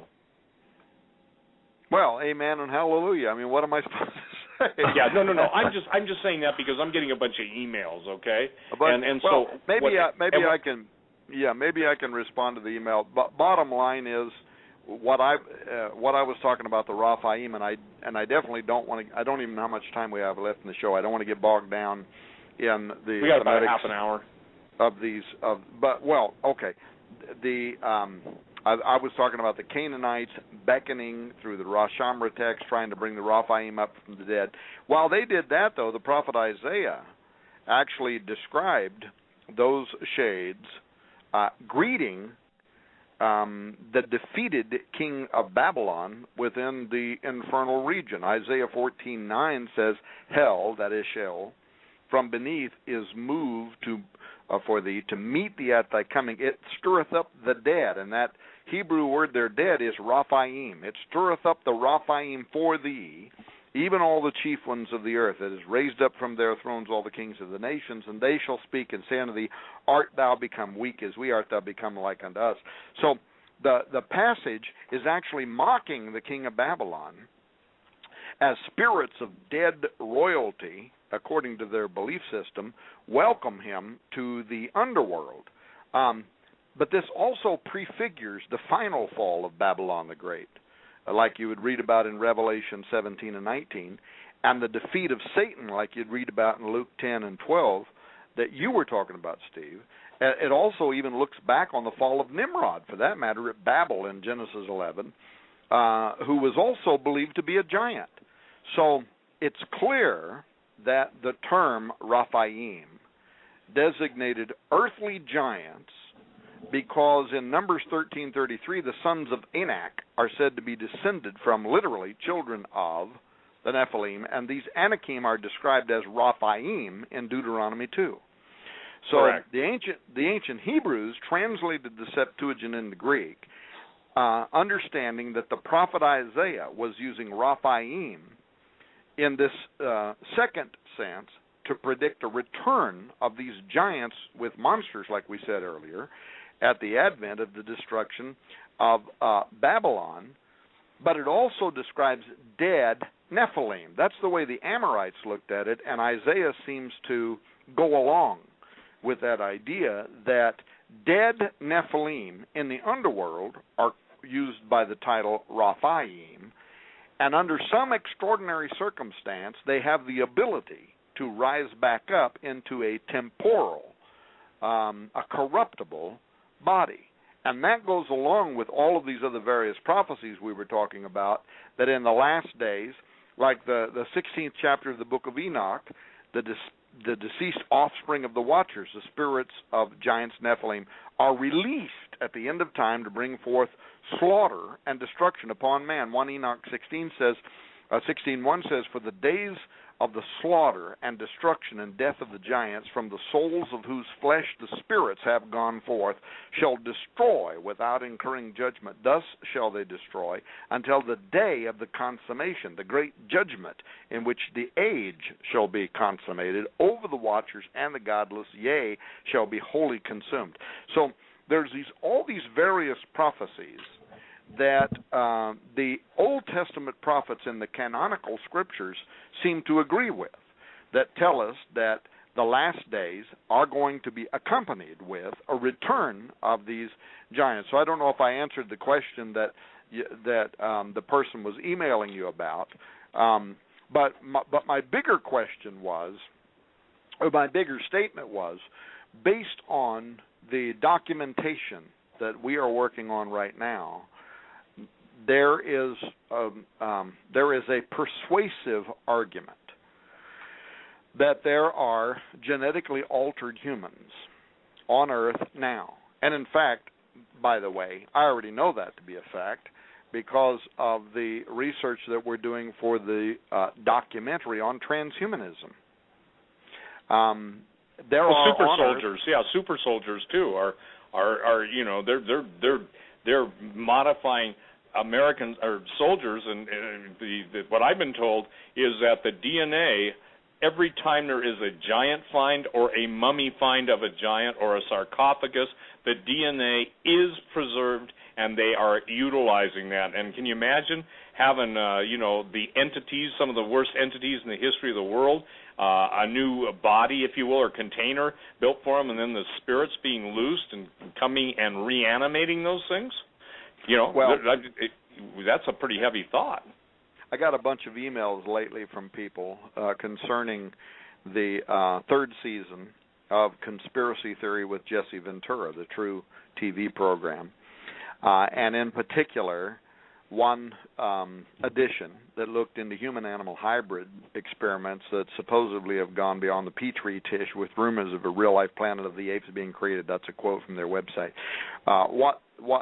What the people that are emailing me don't know is that the producers contacted me late in 2011 with a request for help. They wanted to know whether scientists had secretly crossed the Rubicon with regard to human-animal genetic experiments. And I spent days, numerous hours, as a consultant, providing documentation, expert witnesses, but I turned down repeated requests to be part of Season 3, Episode 4, called Manimal, that you can go to Jesse Ventura's website and read about. The producers actually offered on 3 separate occasions to fly me to set locations in the United States to meet with Jesse Ventura and the film crew.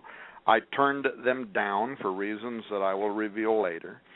But conversely, though I declined their repeated invitation to be on the show, I did set them up with Professor William B. Holbert, the consulting professor for the Department of Neurology and Neurological Sciences at Stanford University Medical Center. He is a member of the U.S. President's Council on Bioethics, and he is going to be featured together with many other experts in the upcoming documentary film that we are producing on transhumanism. We're hoping, by the way, Steve, that that's going to be released in 2013.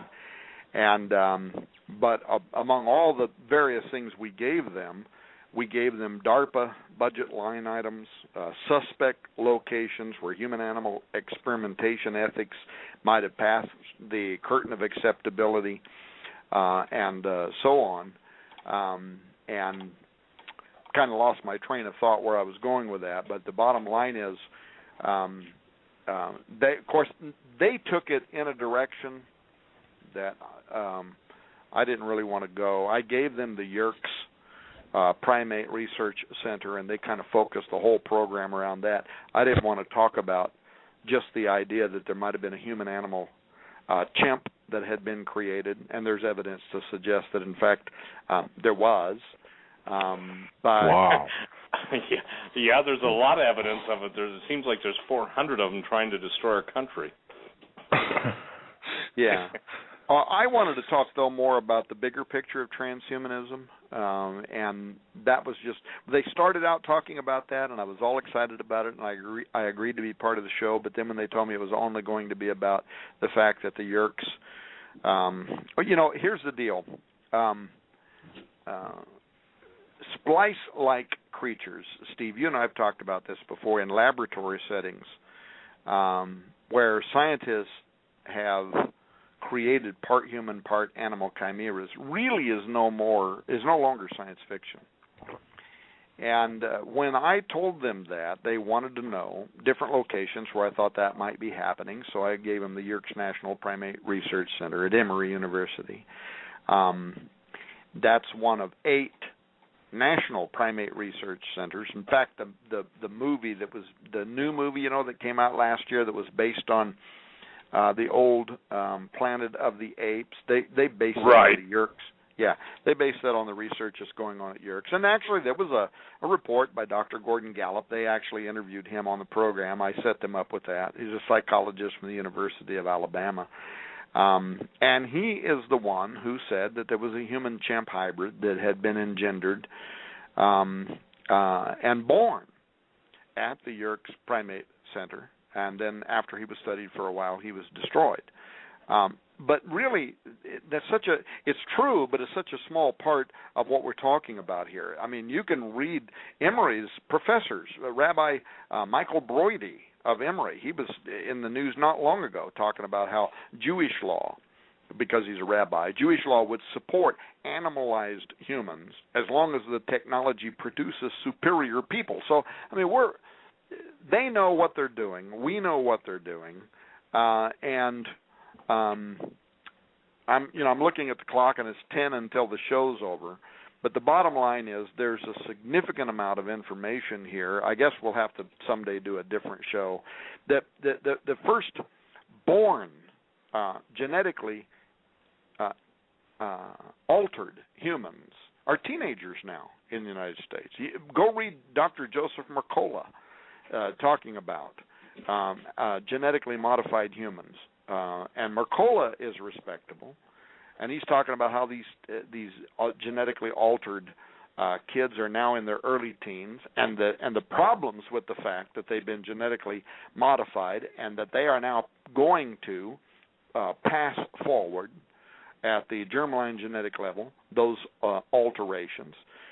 It isn't just the research that was done, and he's talking about, by the way, reproductive medicine that was being done at the St. Barnabas Science Laboratory in New Jersey. These kids are now about 13 years of age, and their mitochondrial functions have all been altered. And he talks about how, this is a real problem. It's like genetic, and he actually goes into genetically modified plants and all that. He's right. But that wasn't just, those experiments were repeated in 2008. By the way, they were even repeated this year, 2012. This last year, Oregon Health and Science University, the OHSU, conducted research aimed at producing genetically engineered super babies. People that want to know about that, I can send them the actual OHSU websites, information talking about that. So it's happening all over the world. In fact, recall how this year the Olympics underscored the science. Chinese swimmer Yi Shiwen, remember her? Superhuman-like performance. But that led John Leonard, the director of the World Swimming Coaches Association, to describe this 16-year-old's world-setting feat as suspicious, disturbing, unbelievable. His story is still out there. It's still on the Internet. You can Google it and read it. And he said that the authorities that tested Yi Shiwen for drug abuse should have been checking to see if there was something unusual going on in terms of genetic manipulation. And he wasn't alone. Dr. Ted Friedman, who's the chair of the genetics panel of the World Anti-Doping Agency, said he wouldn't be a bit surprised if genetic enhancements are now being secretly used on humans all around the world. So Aldous Huxley's dystopian Brave New World, it's slipping in under most of the public's radar right now. Human prenatal diagnosis, screening fetal genomes, designer children, those were just the first cracks a decade ago in the dam holding back incremental changes due to the human genetic reservoir this century. And experts are now finally starting to admit it. So that's really the bigger question. But is there a place in which human genetic alteration also has a connection to the alien agenda? That's the big question. The answer is yes. The answer is yes. I mean, and when I say that, it sounds like, well, how can he know that? I couldn't know that unless I've been told that. And if the people who tell stuff like that to me can give me bona fide information that I've gotten from 3 different sources, whether it's the scientific, the intelligence, or the military community, the answer is yes, yes, yes. But then it goes back, Tom, to your original question. Are there, if you will, hybrids, Nephilim hybrids on Earth now? Yes. I mean, the whole, listen, this is what's interesting to me. The whole Human Genome Project was never about human genomes in the first place. They conquered that a long time ago. It was to identify, if you will, the Nephilim or fallen angel genetic markers and add it and infuse it into the human race. I think that's what Jesus' words were so amazing. You can read the words of Jesus on a superficial level, but then when you start to see that the depth of the eternal God, it also follows through. And here's what I'm blown away with. The idea is to destroy the entire human genome. You know that. Basically we're a trash product of random chance, and fallen men are going to make some kind of wonderful transhuman, singular automaton that's going to function independently. But it's kind of interesting. What makes everybody think that their brains are free of garbage? The point is, I think that's what Jesus said. It's so amazing. And it's now, at this point, and by the way, this time in history, we're January 13, 2013? Look at that. That's an interesting date. I'm not trying to be, into numbers or anything, but I'm just saying it's interesting. We're in 2013, and we're on January 13th, and usually, Tom, and I'm just saying this because God orchestrates. We get to be the instruments in His symphony, but usually that's indicative of something coming up.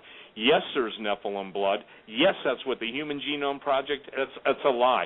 It was to identify the Nephilim genetic markers so they can integrate it. You think DARPA doesn't have fun with us? I'm sure that more computers will listen to this and more federal agencies, not just, the 3-letter ones, but I'm saying research will be on, and they'll be asking themselves, now, how do those guys know this stuff? Are they guessing it, or are they mocking us because we're missing it?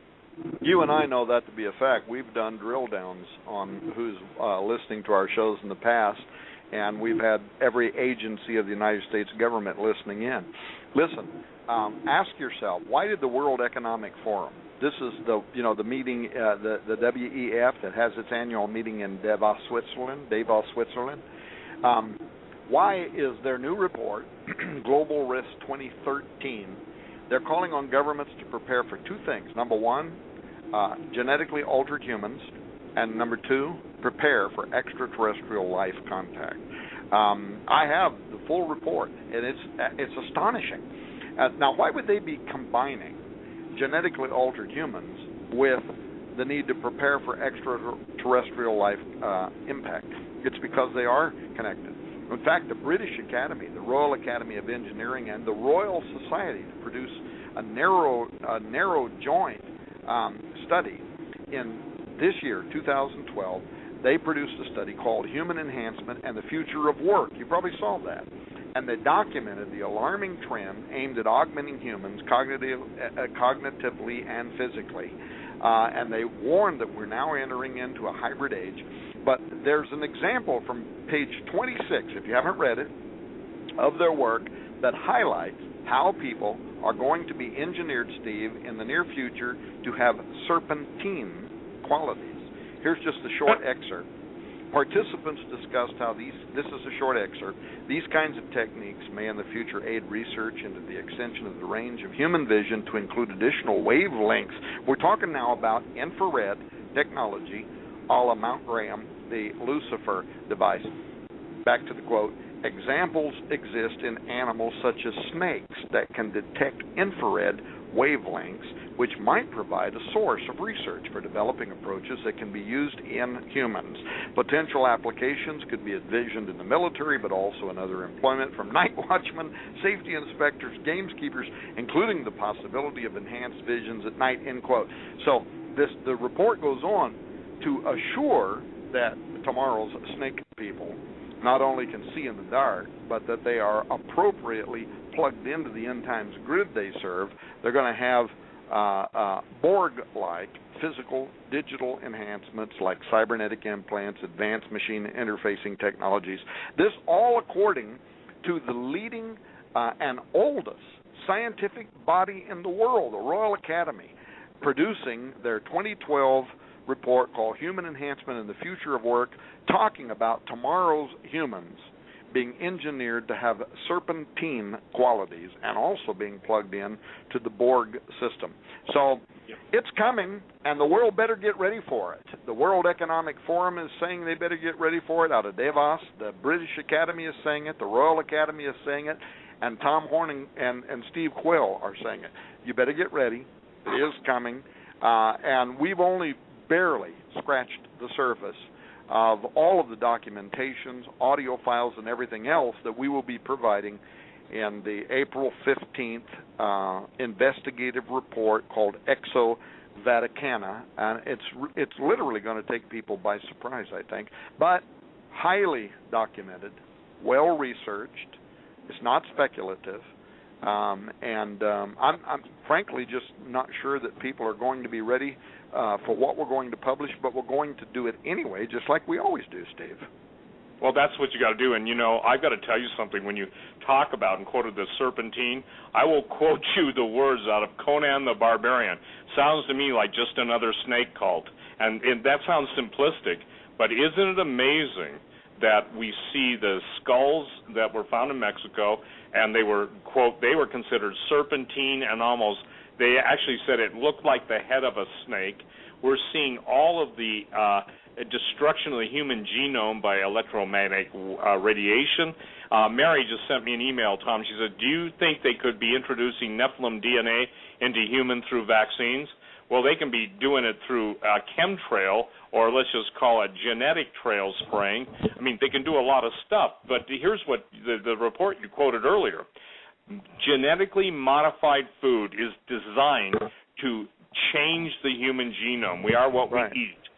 And as you get and you know this too, as you then introduce a mutagenic form of electromagnetic radiation or infrasonics, you can then mutate even your recombinant DNA if you want. So what we've got here is we've got the siren's cry to destroy the DNA, and instead of a double helix, who knows if they want a triple helix or a half a helix. But the point is that they're working overtime to destroy the last seed of Adam, and that was the whole point. And you covered it wonderfully, Tom. Noah and his family were the only genetically pure stock. They certainly weren't morally pure, but God still was able to raise up a lot of people from he took it down to 8 people, didn't he, before he, did the flood. So the remnant is going to be very small. Vaccines are the kiss of death. And by the way, ladies and gentlemen, just on the flu that's out there, ask yourself this: how can it be so many cases in the United States so quickly, and then another outbreak in, I think, France, 430,000 people? We are in the times that Jesus spoke about, and the entire transhumanism, it's nothing more than the devil's ultimate and total destruction of humanity and trying to make the Word of God to no effect. I mean, isn't that truly the bottom line, Tom? It is. Hey, I'm looking at my clock. I think time's up. Take the last 3 minutes and close it out. Okay. Well, anyway, bottom line is revealing, isn't it, that many of the technocrats that now envision the recalibrating of humanity into Homo superior, how that they admit in their own works being influenced by the works of men like Friedrich Nietzsche, from whom the phrase God is dead derives, and Goethe, the author of Faust.